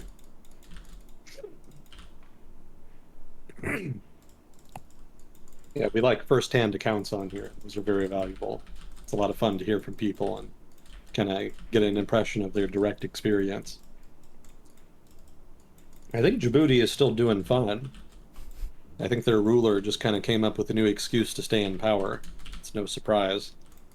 Mhm. Other than that, though, still doing fine. Yeah, not a lot of drama there. I did read that there was some traction towards recognizing Somaliland. That would be pretty cool. That's sort of the northernmost provinces of Somalia. They declared independence way back in the early 90s, but nobody ever recognized it because everybody was still recognizing the central government in Somalia in Mogadishu. Mhm. And so technically, most countries still consider Somaliland a part of Somalia, but in effect, Somaliland is much better run than Somalia. They actually have a central government. They've had elections, they have a stable economy. They're actually doing a lot of things right. And so there's kind of a growing sense that they deserve, at this point, to be recognized and treated as an independent country. Certainly, they're much more a force for stability than anything going on in Mogadishu right now. Even the Mogadishu government has been having problems. There was some drama about succession of power. Like one faction wasn't willing to give it up, and so there was some drama about that. Don't quite remember all the details, but international donors were not amused by it.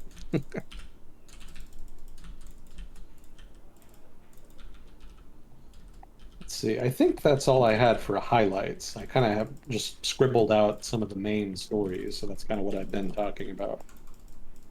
Well, it is the 4th of July, so if you wanted to talk about anything related to the US and our trajectory over time, I was kind of thinking about that the past few days because I know you have the full range of people who are very much like America's done so much evil stuff and we need to change and we should be ashamed to be in America. And then you have the people who are like, fuck yeah, 4th of July, America's the best, blow crap up.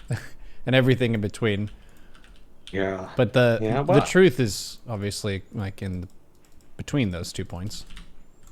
well, I don't know that there's a whole lot I could say that everybody hasn't heard before. There needs to be more bipartisanship instead of partisanship. There needs to be an effort to bridge the rural-urban divide politically. There needs to be political reforms at, several levels of U.S. government, the Electoral College, the Senate, the executive branch. There's plenty of things people could ranked choice voting, just for example. There's lots of little changes that should be made at various levels. And I would leave it to people with more expertise in poli-sci to kind of talk about that stuff at length. But something I would point out that maybe hasn't been talked as much about is the fact that the United States now has a population of 320 million some people. And I would point out that there has never been a republic this large. I guess technically the Republic of China technically was larger back in the day, but that would have been like 100 years ago, 100 plus years ago, thereabouts. And actually, we're probably not too far off from China's population at that time. I think China's population and then was like 500 million, something around there. So we're not too far off from that. Can you give a technical definition of republic? Because people say the People's Republic of this and that, but a lot of times they're using that term, but it's not very much a republic at all. Yeah.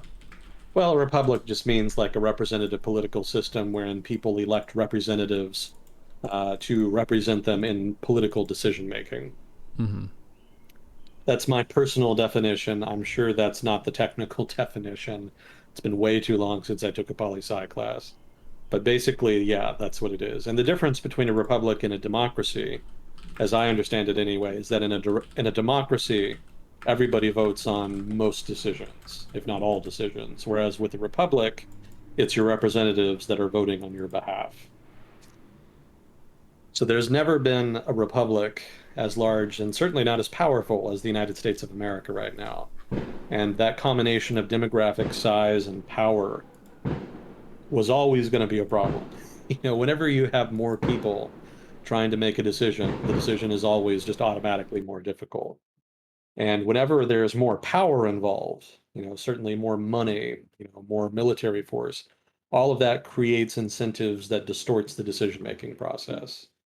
And that kind of scales with power. So the more power you have, the more distortion you have. And given that the United States is a historically powerful country, it's no surprise then that there are problems politically because there's just a lot of distortion happening. So this is all just sort of kind of a meta commentary. 100, no, not even that, just 200 years ago, when the United States became an independent country 200 plus years ago, it only had a little over 1 million people, a couple million at most. Maybe it was like around 2 million people, I want to say. I'm going to go with that. And they were almost all rural people, well, I should say people living in rural areas, and just kind of a smattering of coastal port cities with very few people in them. And it was not a particularly wealthy country. It was individuals in the country lived very well, but just in terms of overall wealth and power, we didn't have much for a while. That kind of took time to build up. And so democracy was very local at the time, and it was very parochial, and the federal government had very little power. And there was a lot of debate about even what little power it had. So since that time, the government has grown immensely in size and power. The population has grown many-fold, and the population is now centered in giant, sprawling metropoli. It's almost Judge Dredd style giant metropolises just scattered across the continent.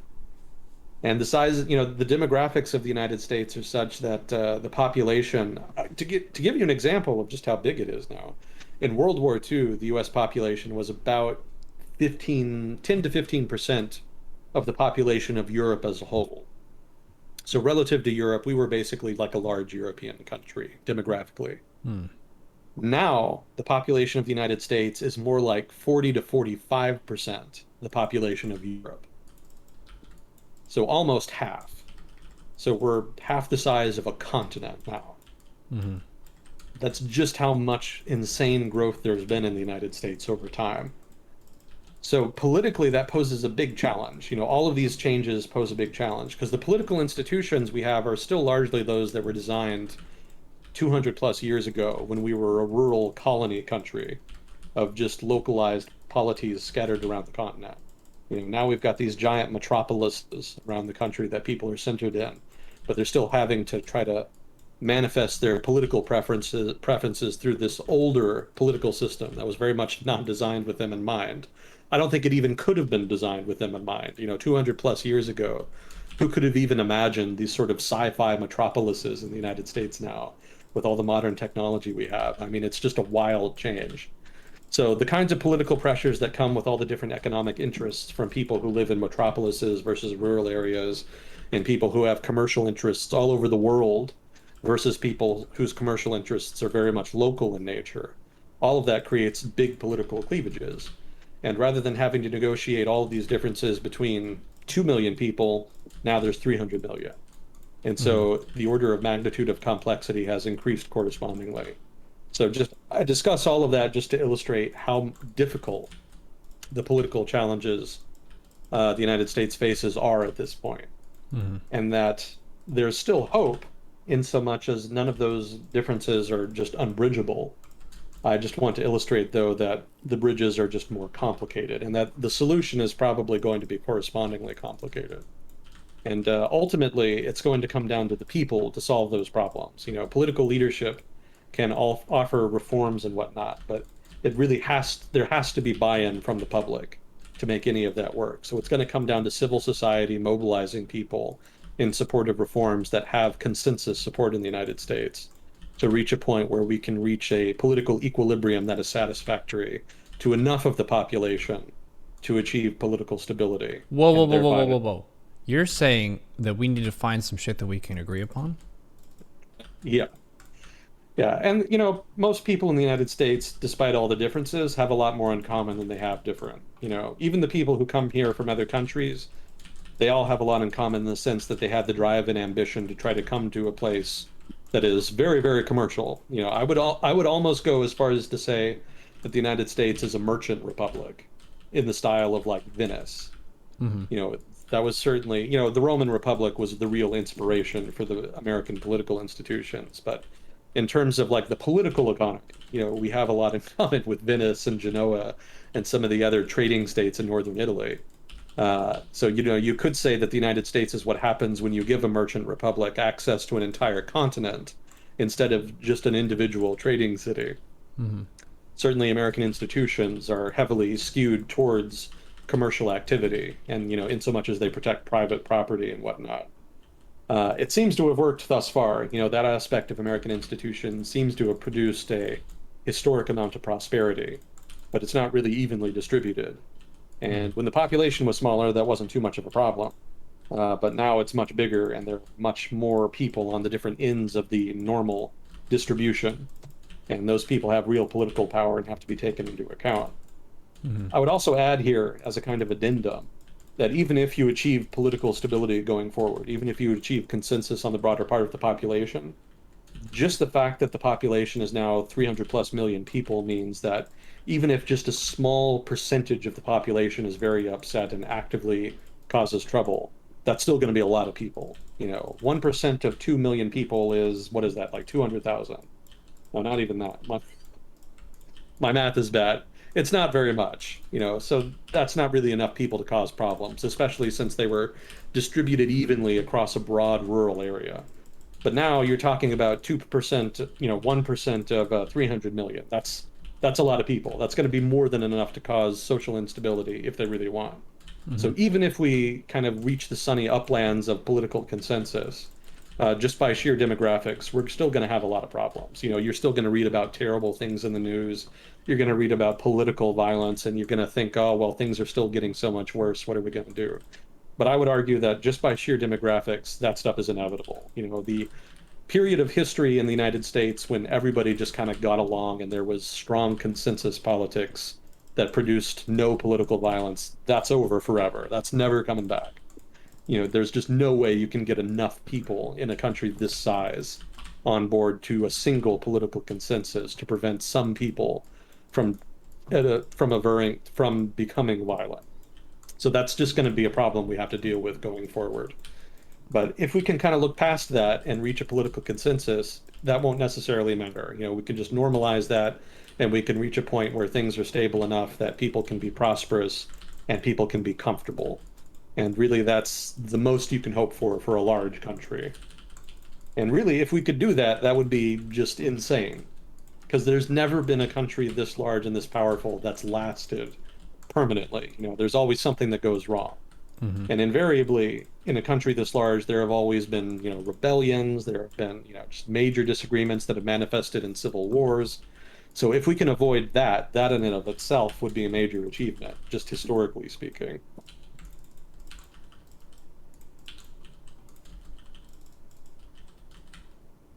So that's your July 4th random commentary, just totally off the top of my head.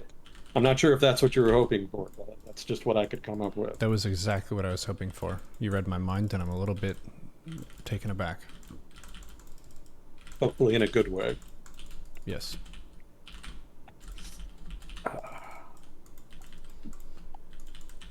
What else That's did one we thing that have? we've touched on a lot over the course of our conversations is how the problem that you're trying to solve with government changes as the situation changes. So as you have more people, you have different problems that you have to solve compared to a smaller country. That's one of the things that you'll look at maybe a really small European country like one of the Scandinavian countries or like Switzerland and be like, wow, look at how democratic they are and look at all these achievements of like the voting and stuff like that. And then you look at the population and their orders of magnitude different. So they are able to chip away at some problems that are very much legitimate, but they can work on them because they don't have as many people moving in as many different directions. So finding common problems for a smaller population is easier than finding shared problems for a much larger population. And like you're saying here, Yeah. the US has grown from being what you described in some of our previous episodes as kind of a backwater around 1900, where Yeah. you could go to the United States of America and roll the dice, but that was seen as kind of like a foolhardy move where some people made it big and made it rich and other people died, and it was a big unknown to go over. And then now it's a front runner in the world, the greatest economy and all that kind of stuff. And you've got all kinds of different people, and we have huge income inequality, but a lot of people who still see it as a land of opportunity.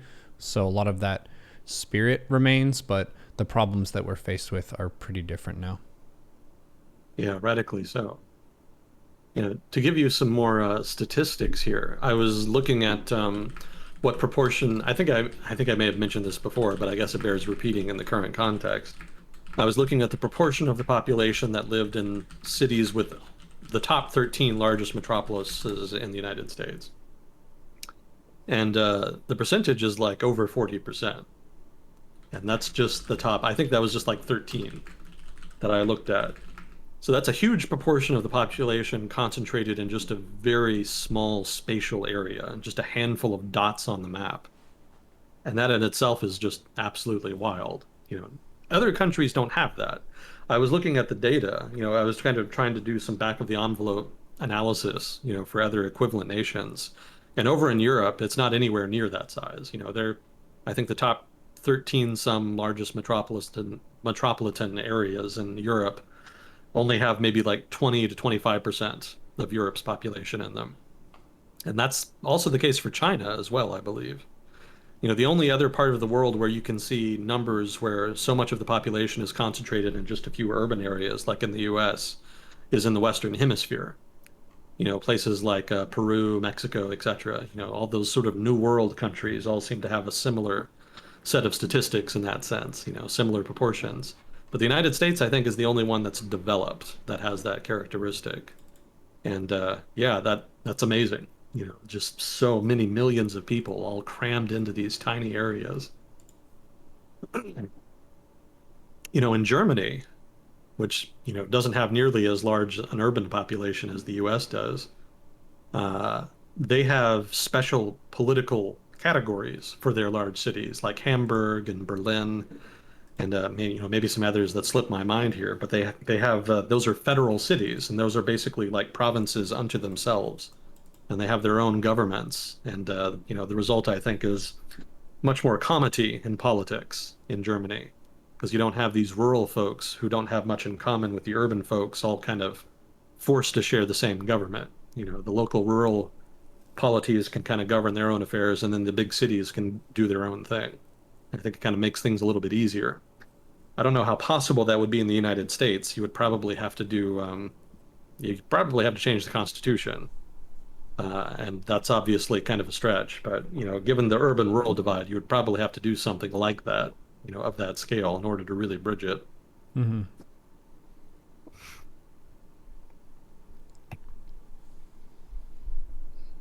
And a lot of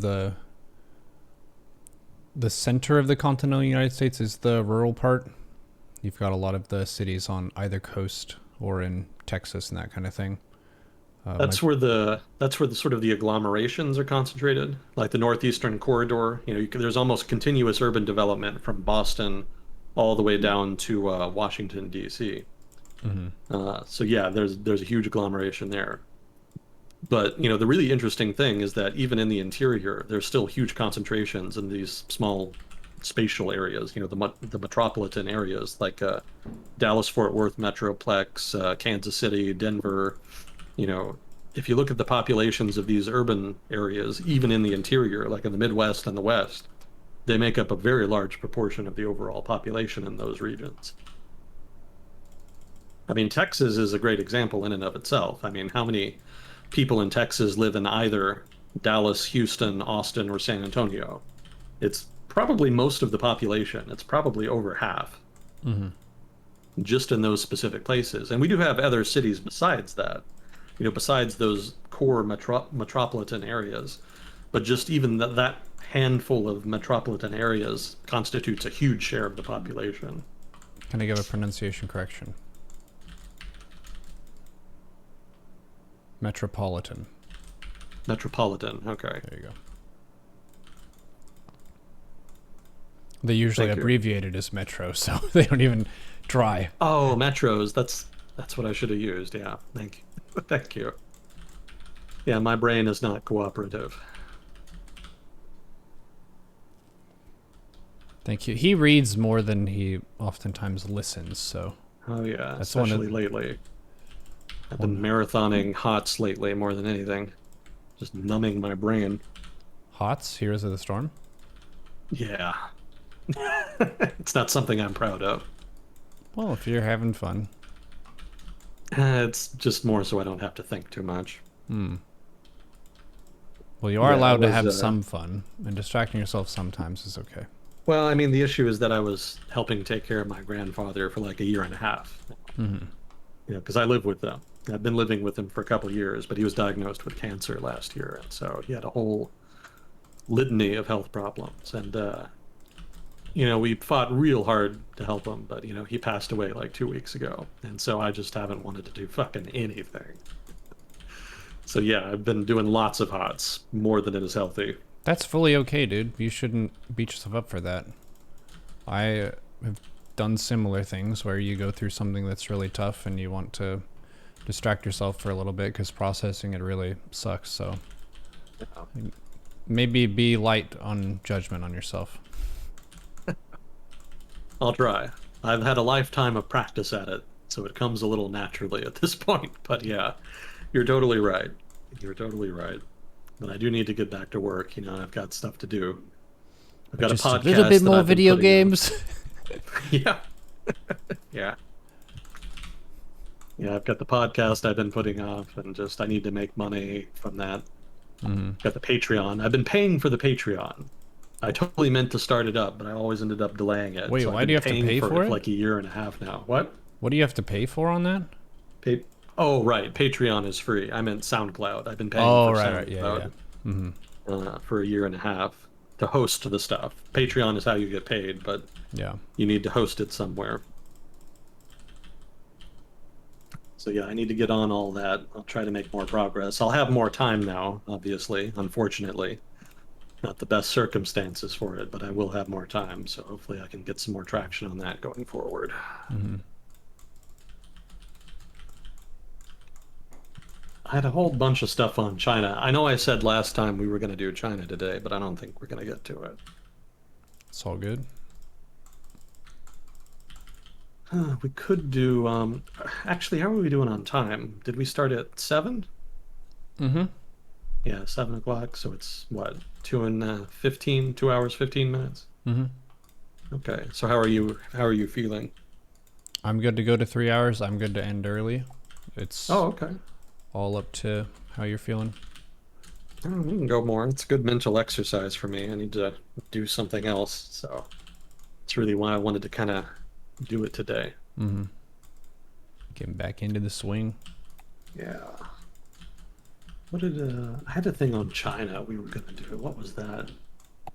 Yeah, there was that Biden thing. So there's like, Biden said that he was going to do a strategic review of America's relations with China. Because obviously Trump left him with something of a challenge, as far as the trade war and, the Uyghurs and just everything.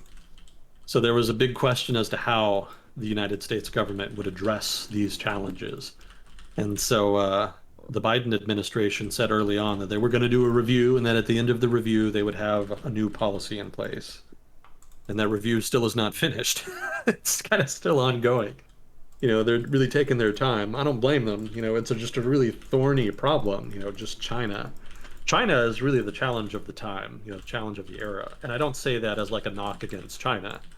You know, Nothing against Chinese people. I got something against the party, but nothing against against the Chinese people anyway. But yeah, I mean, the problem posed by not just the power of the Communist Party of China, but the challenge of the integration economically of a country as large as China, and as dynamic as China was always going to be really difficult. And I think people kind of undersold that in the 1990s when they were kind of looking at letting China into the WTO. I think everybody thought, oh, yeah, that'll be a good source of profits. We can sell stuff to a billion Chinese. No big deal. It'll be great. We'll make lots of money. But just the full implications of integrating 1.4 billion people into the global economy, like, wow, that was always going to be hugely impactful. And it's only been in the past couple decades that we've really realized that. I think especially in the past 10 years, when populist politics kind of really started to bite back. And a lot of that, not all of it, some of it is just long running and it kind of kind of trends back decades. But, especially the integration of China economically had a big impact. And that was a big part of the populist backlash in the past 10 years. So we're still kind of feeling the full impact of what the full implications of integrating China. And I don't think the US government has really fully appreciated until now into just how complicated a policy problem that was going to be. Because you do want access to China's markets, definitely. That's just a huge boon economically. But at the same time, the party isn't going to let you have full access to their market. There's going to be caveats. So if there's going to be caveats, then how do you respond? The solution for the 15 years after China joined the WTO was to do nothing about it. We'll just take what we can get and be happy with that. And if the party, discriminates against Western firms in one way or another, then so what? It's not a big deal. But then it became apparent that it was a big deal when all the people who had been dislocated because of factory relocations and Chinese competition and, steel dumping, all that stuff, it became apparent that it was a big deal politically.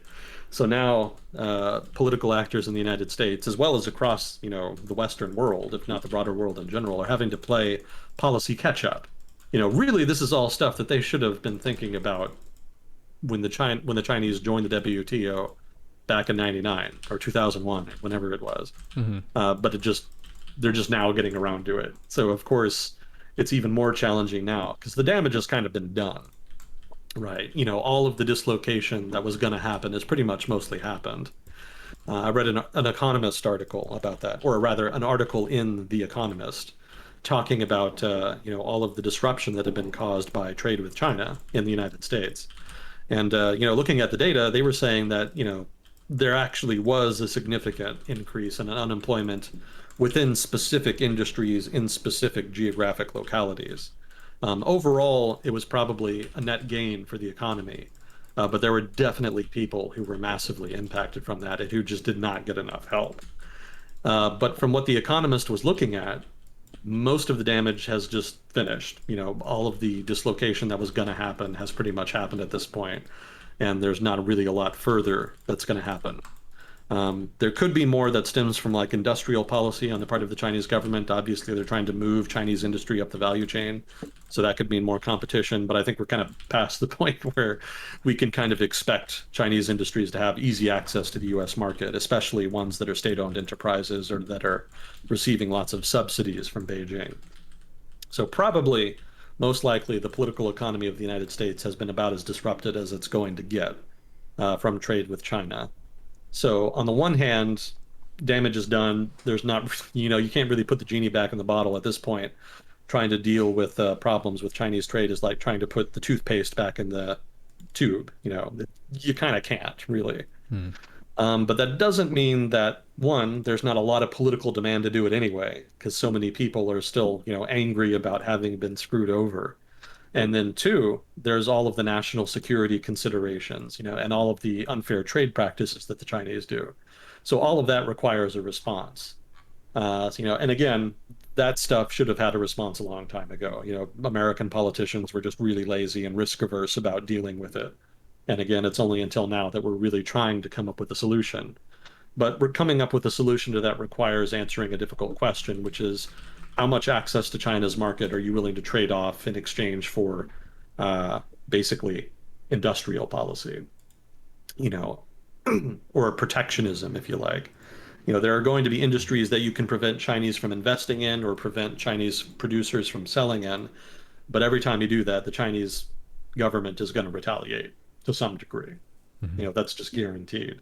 So if that's the case, then how do you balance the two forces there? And that's an obscenely thorny political problem because obviously the Chamber of Commerce, the representative in general for the commercial interests in the United States, they're going to want more access rather than less.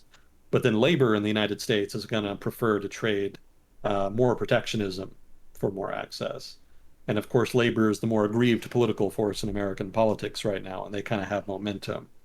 So it would kind of make political sense to have relatively more protectionism than access to China's market. But then that comes with an economic hit over the long term, if not also the short term. If you're a major producer, especially of like a tech good or something, and you're losing access to China's market, you're really losing scale there. And there is advantage to having scale. If you can produce more, you're learning more about the product, you're becoming more efficient, etc. So there's a real concern, especially in the part of the business community, that if American firms are locked out of China, European firms will benefit and they'll actually become more efficient and competitive as a result over time. And US firms will thus lose market share not only in China, but in the rest of the world. So that's kind of an overarching meta argument for more access to China. And you can kind of debate the efficacy, how true that is. Maybe it's self-interested. Certainly, American business have no shortage of self-interest and no reluctance to pursue it. But that said, there is still substance to that argument. So I don't begrudge any politician who has to deal with that. I certainly don't begrudge the anybody who has to do a cost benefit analysis of that. The amount of variables you would have to take into account to figure out what kind of impact individual trade policies and trade programs would have on trade with China, which is, a 20-some trillion-dollar economy. And then you also have to take into account the US economy, which is also a 20-some trillion-dollar economy. That's just obscenely difficult. Whoever is getting paid to do that is not getting paid enough to do it. I can almost guarantee you that. But yeah, that's just difficult. I don't even, how did I get onto that? I go on these stupid rants. Do you You, remember what the genesis of that was? well, you said that there was a bunch of stuff on China that you wanted to cover, but it wasn't like fully prepped and organized. Right. But then you Oh, mentioned right. China Yeah, I was anyway. talking about the review, right? So the Biden Mm. administration was doing a review of trade policy, and I just kind of went on a tangent about how difficult it is. So I don't blame them for not having it finished yet. And it may not be finished for a while. So you might wonder then, well, what do we have to talk about? Well, the Biden administration, or more accurately, the Biden campaign at the time, back in 2020, did release kind of a prototype China policy that could be the trade policy that they implemented. And I don't know if that's going to be in like the final policy they implement, but I did think it was really interesting. So that could be worth talking about if I can find it in my notes here. Yeah, here we go. So the idea here is to have a rolling average trade deficit. Basically, that's the gist of it. Uh, so what they're going to look at here, let me read this. I haven't read this in months, so I'm a little rusty. So what they're going to do is they're going to create a metric, like an individual number, and that number is going to be the basis for how many tariffs and how high the tariffs are that the United States applies to Chinese goods coming into the United States. And the specific metric is a 5-year rolling mean average of the US-China goods trade number, or more popularly known as the trade deficit. And what they're going to do is they're going to take the sum of the goods trade deficit for 5 years. And well, never mind that, scratch that. But they're going to look at that rolling mean average. And it's never supposed to go over 4.85% of US GDP for any single year in the business cycle. So if at any point that 5 year average goes over 4.85%, then the United States government will implement tariffs to try to bring it down. Now, I think, what did I have in my notes here? As of 2019, the sum of US-China current account deficits over the past 5 years is about $1.39 trillion, which is about 6.48% of 2019 GDP, and 6.76% of 2018 GDP, and yada, yada, yada. So if they implemented this policy, the 5 year sum would have been under $1 trillion, or around $70 billion. Okay, so they would have forced the trade deficit to be $70 billion lower per year if they had been implementing that policy in 2018.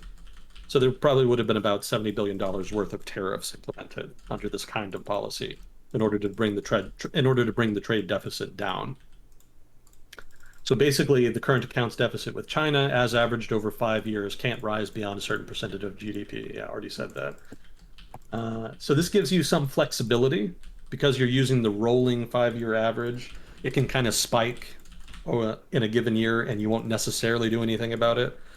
So that gives some leeway to the private sector to kind of engage in sort of the normal hew and haw of trade. But if it structurally, over the long term, 5 years goes up enough, then they'll take action. So that's the trade-off there between giving the private sector leeway, but then also taking action to kind of inhibit trade as necessary. Let's see. So that's kind of the gist of it. I don't think. Yeah, that's basically it. I had some ancillary stuff here, but that's not necessarily important. So the idea of using a rolling 5 year average for the trade deficit before triggering tariffs, I thought was pretty interesting. That was a nice solution. I mean, it has problems, like it's kind of arbitrary, for example, like, okay, you're going to implement tariffs, but what goods are you going to tariff? Who are you going to target? And what kinds of problems is that going to cause? Is there going to be a problem with expectations? Are there going to be firms that are not comfortable with the uncertainty of not knowing where the rolling 5 year average is going to be, and maybe worry about whether or not their trade is going to get tariffed into oblivion to the point where they're not willing to engage in trade with China at all? So that could be a problem. And there's also the issue that tariffs won't necessarily work.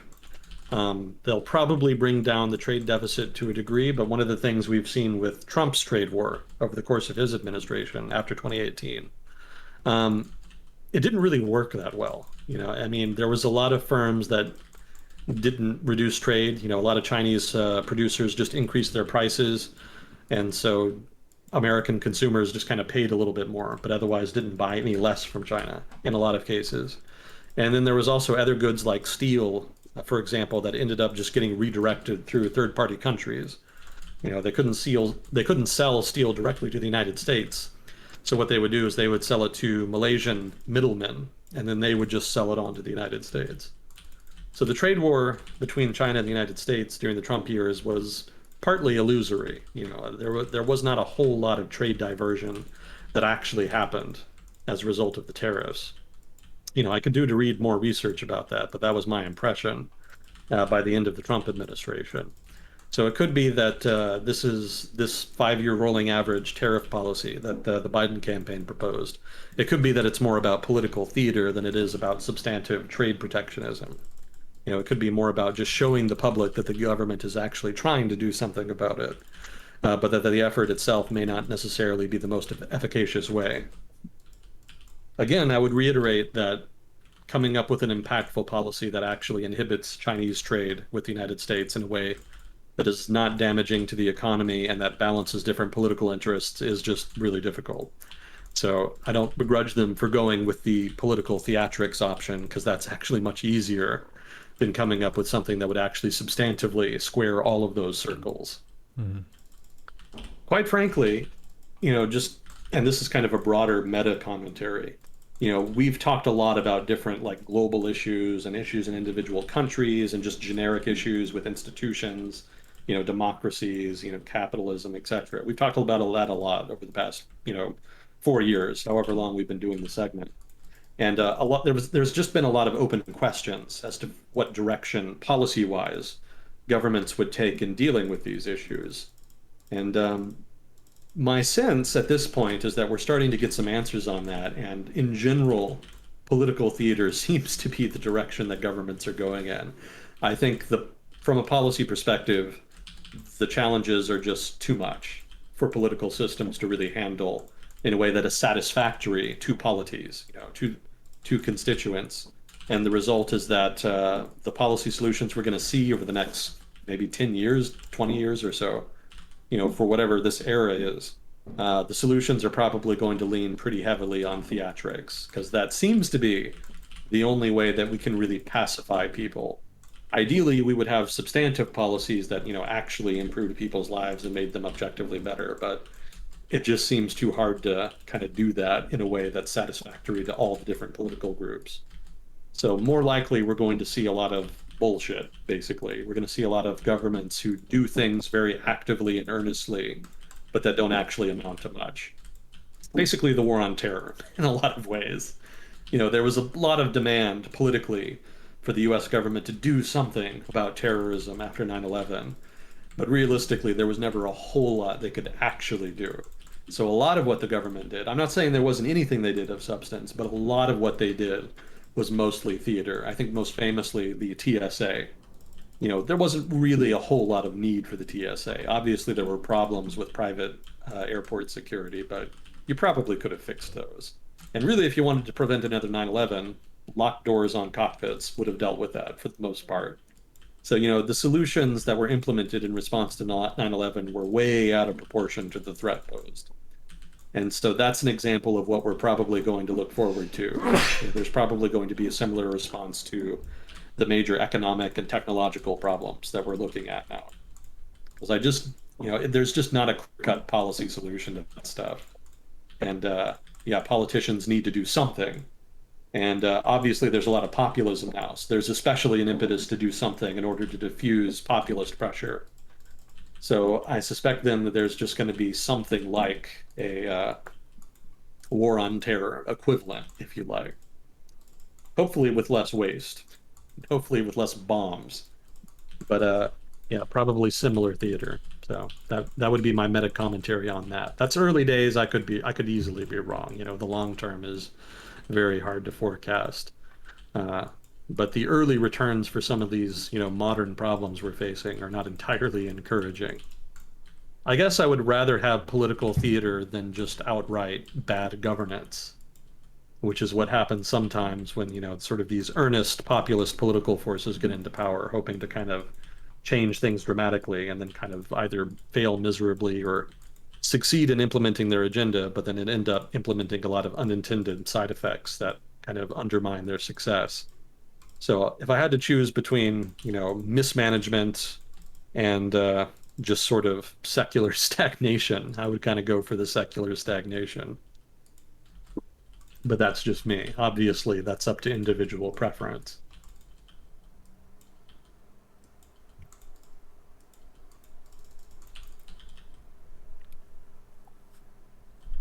So what else did I have here? I could take something from my China. I had a whole big thing about China set up to kind of talk about, but we don't have enough time for it. But I could take one item from there that I thought was just kind of funny. We get Let's the see if I teaser can- trailer here. Yeah, you could. A trailer, yeah. Next time on World Discussion with Agent Smith. So one of the items on here has to do with the Communist Party of China kind of fancies itself as a kind of fraternal, well, not fraternal, paternal rather, institution within the context of Chinese society. So it's not just that they manage the Chinese economy and policy; they also manage society. They try to make sure that Chinese society is healthy. They consider that within their ambit. And one of the things that societies experience as they develop is that, how do I put this delicately? Basically, men become a little less traditionally masculine, if you like. I guess what you might say is that men become more metrosexual. As the population becomes more urban, tastes change, people become, less hardy and just sort of more finessed in terms of their taste. I don't think that's too controversial. I think everybody kind of notes that men living in urban societies today differ pretty significantly from men living in rural societies like 100 years ago. Well, if I So, can give a rough stab as to why that might be advantageous, it would be that the role of being the man in the house is less hinged upon your ability to perform violence and aggression physically in the situation. Which, oh yeah, from a hunter gatherer society, if there's a heckin' spear tribe that's showing up and they're throwing spears at you, then whoever is really loud and tough and beats their chest and is able to go and like kill somebody, that was seen as a plus. Whereas in modern society, it doesn't really happen. Like, most viewers here have not been involved in a spear battle with their neighboring village. Hopefully no, not. hopefully not. Yeah, So to see a man as someone who's more of a peacekeeper and who's more kind, I would say, is a kind of natural progression there. As society becomes less violent, we call upon men in society to be less like traditionally macho, beat 'em up kind of approach. yeah, yeah, exactly. Yeah, I think you're right on the money. Uh, the issue is that there's some there's kind of a transition period, right, where you still have some of the older kind of man and Mm-hmm. then the newer kind of man, and they don't always get along, for Mm-hmm. obvious reasons. We talked before about the urban-rural divide in the United States. This Mm-hmm. sort of masculinity thing is kind of part of that. It's not an important part, I don't think, but it is part of it. So politically, this manifests as tension, between these sort of new kinds of social norms. And in an open political system like we have in the United States, it's not too big of a deal. It's mostly just leveraged as part of the culture war by opportunistic politicians. But otherwise, people kind of leave each other alone. Prejudice at most is what you have to deal with, but not generally outright political violence per se. So the government generally just kind of leaves it. It's just sort of the natural organic evolution of society over time. Now, in China, they do not have an open political system. And so the government feels kind of compelled to tackle this quote unquote issue. And so I thought this was kind of funny. They had I think in the most recent meetup of the Chinese parliament, they don't actually have a parliament per se, but they have like an equivalent. So they were meeting up and there was a proposal made, and it was called the Proposal to Prevent the Feminization of Male Adolescents. And as part of this proposal, they called on schools to do two things. One, they wanted to fully reform their offerings on physical education. Specifically, they wanted to vigorously develop particular sports like football so that the male students could be made more masculine. And then they also wanted schools to strengthen their recruitment of teachers. Specifically, they wanted to recruit retired athletes and people from sporting backgrounds, obviously to try to, kind of inspire the male students and whatnot.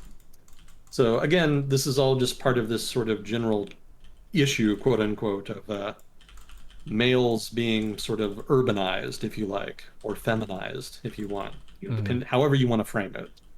And again, for an authoritarian political system, they just kind of feel compelled to do something. They just can't not. They can't help themselves. Mm-hmm. If you're a bureaucrat in a centralized one-party state, you're never not going to find a reason to do something. You got to justify your position. So in this case, the proposal to prevent the feminization of male adolescents was the result.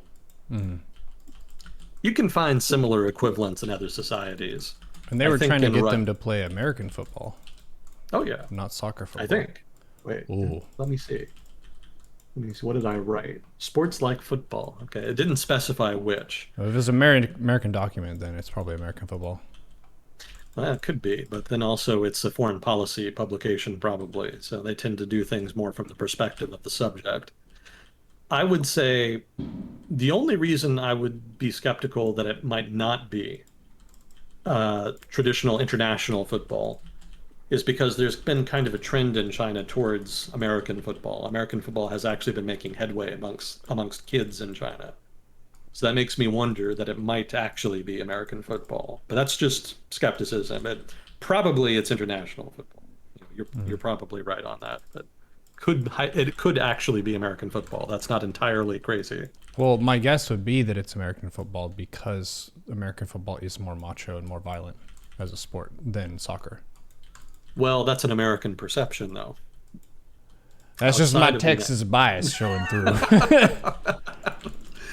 Well, I guess they do kind of have a reputation even internationally for like faking injuries and things, but I Yeah. don't know that soccer has quite the same suburban context outside the United States. Elsewhere it's very much a sport of men, and boys, also women, but I think it still has more of a masculine context Mm-hmm. in other places. Yeah, not quite so many minivans with moms taking their kids to practice and more sort of rugged poor people trying to practice out on a dirty field. Football is practiced in many different ways in different parts of the world. I can So already see the chat going, well, football, you think that's manly. What about rugby? And that just goes into that frontier of my sport is better than your sport. The hockey players are about to show up. true, true, true. And But all say, of those are pretty regional. yeah. Soccer's the only truly international one, I think. Mm-hmm. Yeah, well, there must be some other major international sports. Well, I should specify international team sports.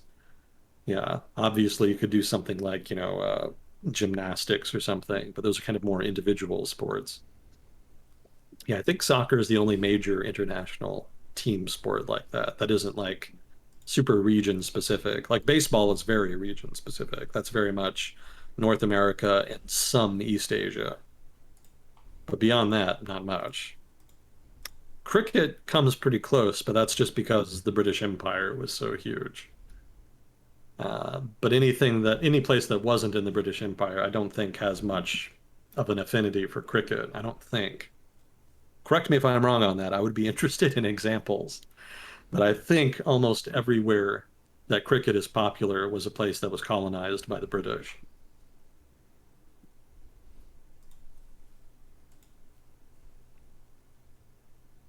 But I was going to say, in Russia, they've been trying to teach kids in high school like military training.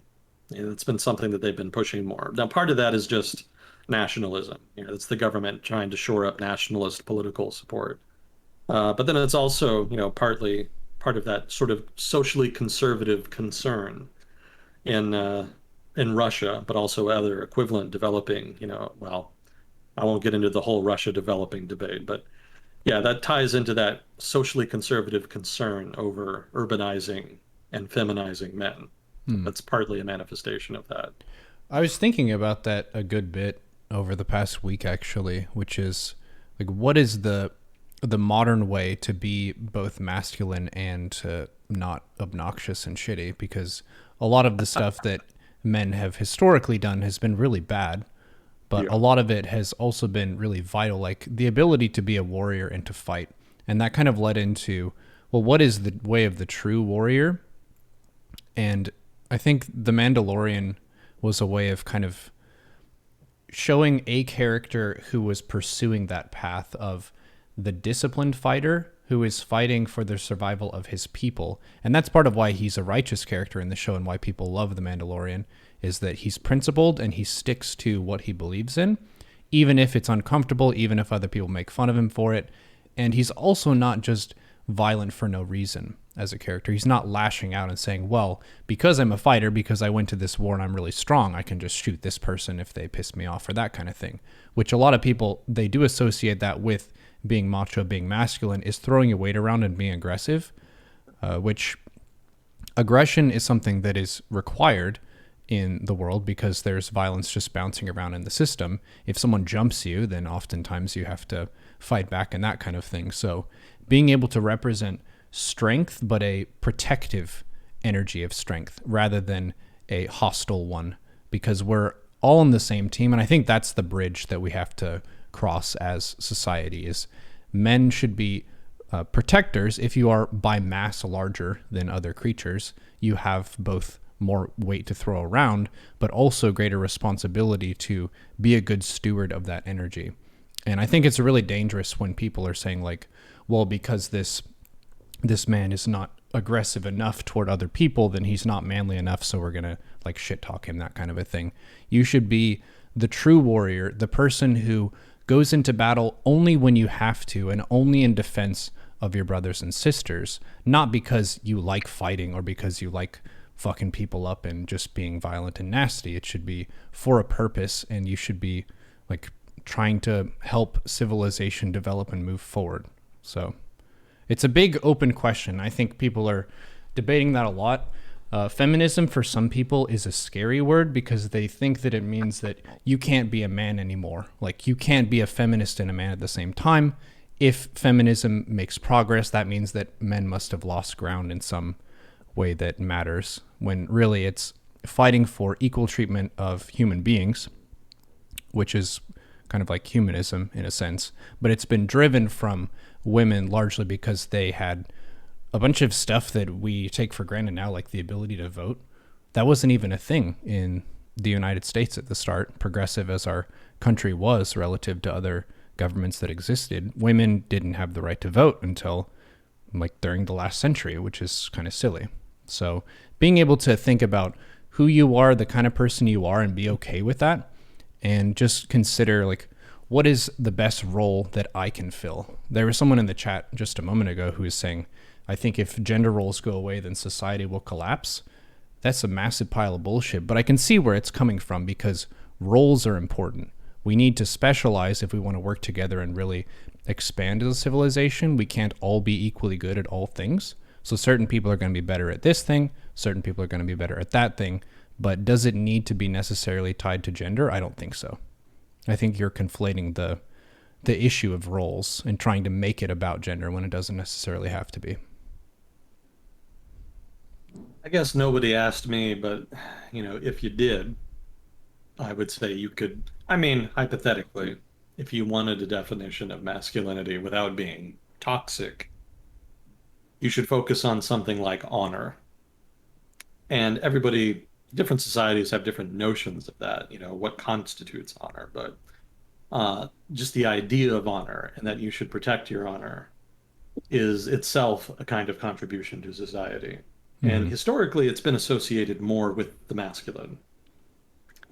There is such a thing as feminine, female honor, but that's kind of like a different category. It's a different thing. So, if you do want to have a masculine identity, if you are of such mind, behave in a way that is honorable.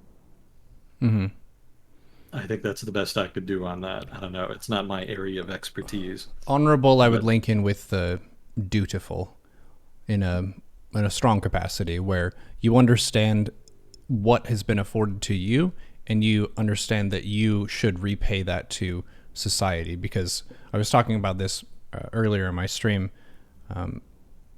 People are not aware of so many things that were just handed to them by virtue of where they were born and how they've grown up. Like the home that I lived in, growing up in Texas, it had air conditioning. I was never attacked by bandits. Like all of that stuff wasn't just me being an awesome citizen and being a child who like fought for everything I ever had. We get all kinds of stuff just handed to us off the back of the effort of previous generations. So a sense of duty would be that you see that and you know that you've benefited from other people looking out for you, so that when you hit your power spike as a person where you can earn money, maybe you're big and strong and you could fight, you do so in a responsible and dutiful manner with the awareness that you are grateful for the people who protected you, so you protect other people. And it's kind of that passing it forward. An example that comes to mind now, since I've been playing a lot of Dota 2, is you have different roles in Dota 2, from the supporting characters to the carry. But the carry basically starts out like a weak-ass baby, kind of like humans do when they're born. Like a human baby can't fight for itself. So the carry is very weak at the start, and it relies on the supports to protect them, to make sure that they're safe, like earning a bunch of money and getting really strong, so that in the later parts of the game, the carry can be really strong. And there's a similar kind of generational handoff there of our parents fought for our lives, and then we're going to fight for the next generations to have a good shot. But there's always that opportunity to just exist selfishly for yourself, to not be grateful for anything that happened, to kind of assume that you deserved it all along. But yeah, being a responsible and kind of, if you want to be masculine steward of yourself, is to be the righteous protector who recognizes the protections that were given to you, and you want to pass that forward. And also, one thing that I give my father a lot of credit for is you do not repeat the mistakes of your father. So my dad's dad, he didn't give a shit about his kids. He was the kind of guy who did what he wanted to. He was kind of a more abusive character to other people in the family, and he would never listen to what people were saying. So a joke that my dad and his siblings like passed around was, whenever they were talking to him at the dinner table, they would just randomly say, "And then my head got chopped off and it was terrible." And he wouldn't even register that they even said that, because he wasn't even listening. He just kind of tuned them out. And he had a lot of those masculine attributes as a father figure, but he was a horrible person. So being a good person is the most important thing, and being a genuine protector of people and just engaging with them. My dad went to my sporting events growing up as a kid. Like, he was a coach of one of my basketball teams for a while. He went to my music recitals and all these other things. So he really wanted to be actively engaged. And that's the challenge that I would give to men who are maybe feeling insecure about being a man in the 21st century and like unsure of what that means. Look to your father and see how they did, and be thankful for what they did well, and be cautious about what they did wrong so that you don't repeat it. That's like the theme of Lord of the Rings, is Aragorn, who he's the descendant of Isildur. He is afraid that he is going to commit the same evil that his ancestor did. So we as society, we have all these big questions of like, should we have healthcare for everybody? All these political things we can ask. But then we have, on the personal and family level, what did my family do in the past, and how can I make that a positive arc of our story as people over time? Well said. Random dad diatribe. Thanks, Oh, good well dads. put. Well put.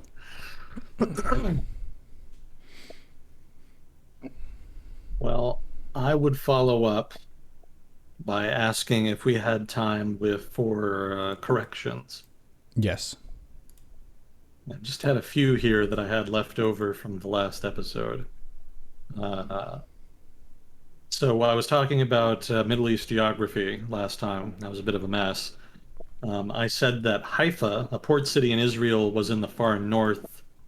No, no, no. The city is in the far north of Israel and not in the south of Israel. So that was a mistake on my part. I got my wires crossed. I'm always mixing up Haifa with Eilat. I don't know why. They don't sound anything alike, but just in my head, I always think, oh, there's a big port city in Israel called Haifa. It must be that one in the south. And let's see, as far as the pipeline hack, which we talked about last time, I said that the hackers shut down the infrastructure. They did not. It was actually the company that shut down the infrastructure. And the reason they shut it down is because the hackers shut down their payment processing mechanism. And without that, they couldn't evaluate how much of oil each person who was buying was getting and how much they were supposed to be charged. So without that, there wasn't much point in sending the oil, so they shut it down themselves to try to get that resolved. So that correction came from Sea of Whiskey. Thank you, Mr. Whiskey. Long-time listener. Always appreciate hearing from him. Let's see. And then we had a guy, CISSP, Mr. Carsey22. He's a cybersecurity expert. I think that's what CISSP means. And he was saying that I guess I implied that the Russian government was behind the pipeline hack, and I didn't mean to, if that's the case. Um, they're not. It's almost, definitely like a private group, like a private organized criminal group of one sort or another. My judgment is that the Russian government at most tacitly tolerates those groups. But it may not even do that. It may just be that they just can't do anything about it because they're just amorphous hackers on the internet. But But I did not mean to imply at all that the Russian government was like behind it somehow. They were not. Oh, and Peru's election. I said that Pedro Castillo won the election in Peru last time. I was wrong. I called the election way too early. What happened is that there were two rounds of voting.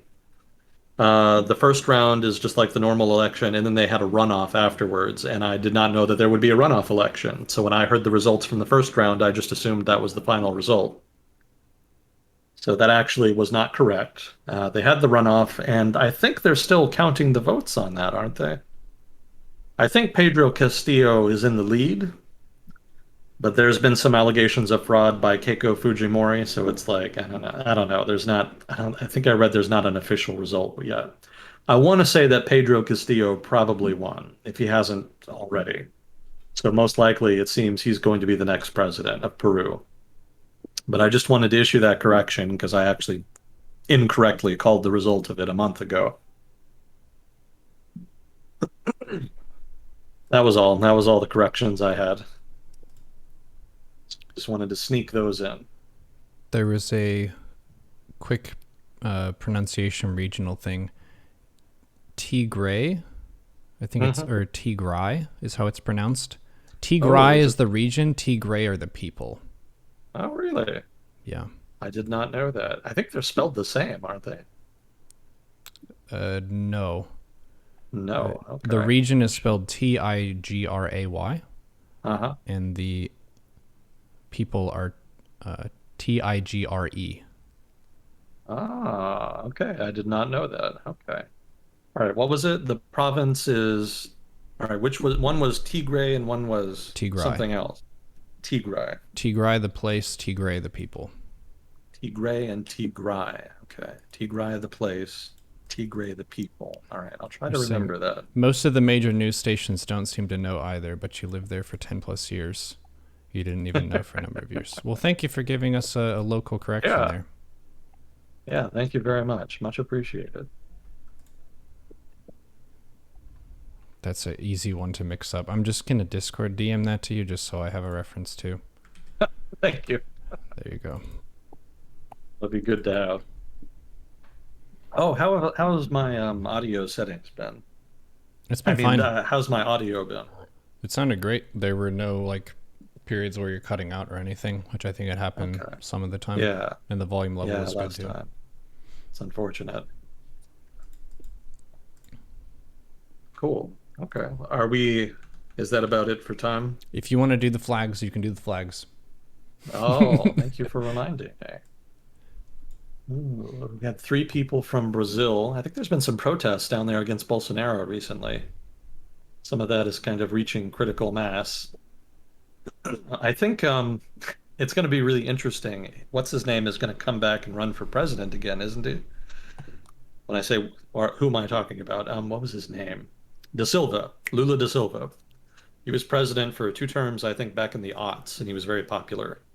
But then there was a lot of corruption allegations. So his successor, Dilma Rousseff, ended up getting impeached. And it seemed like he would be barred from running from office because of a corruption allegation regarding some house that was allegedly given as a bribe.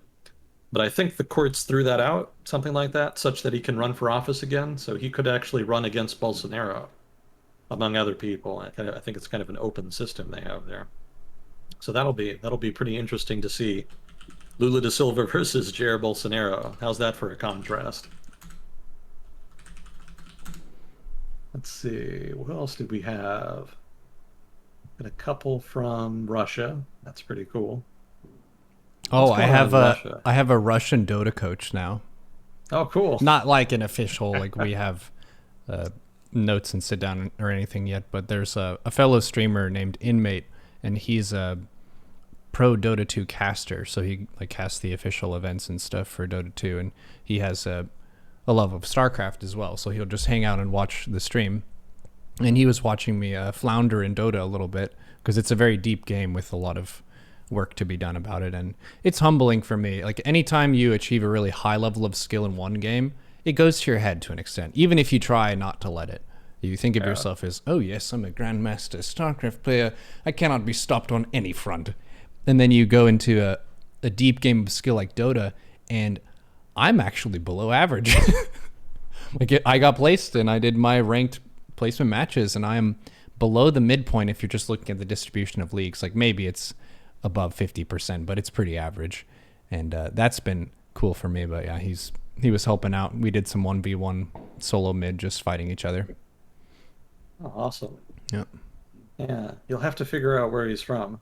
Yeah, he might have some interesting stories. Like what specific part of Russia, I mean. Yeah, I can ask. Let's see. What's I don't remember what's going on in Russia lately. I think some of it, I mean, most of the stuff I've read about Russia has had to do with the US, but I'm sure there must be like just stuff region specific. And it slips my mind.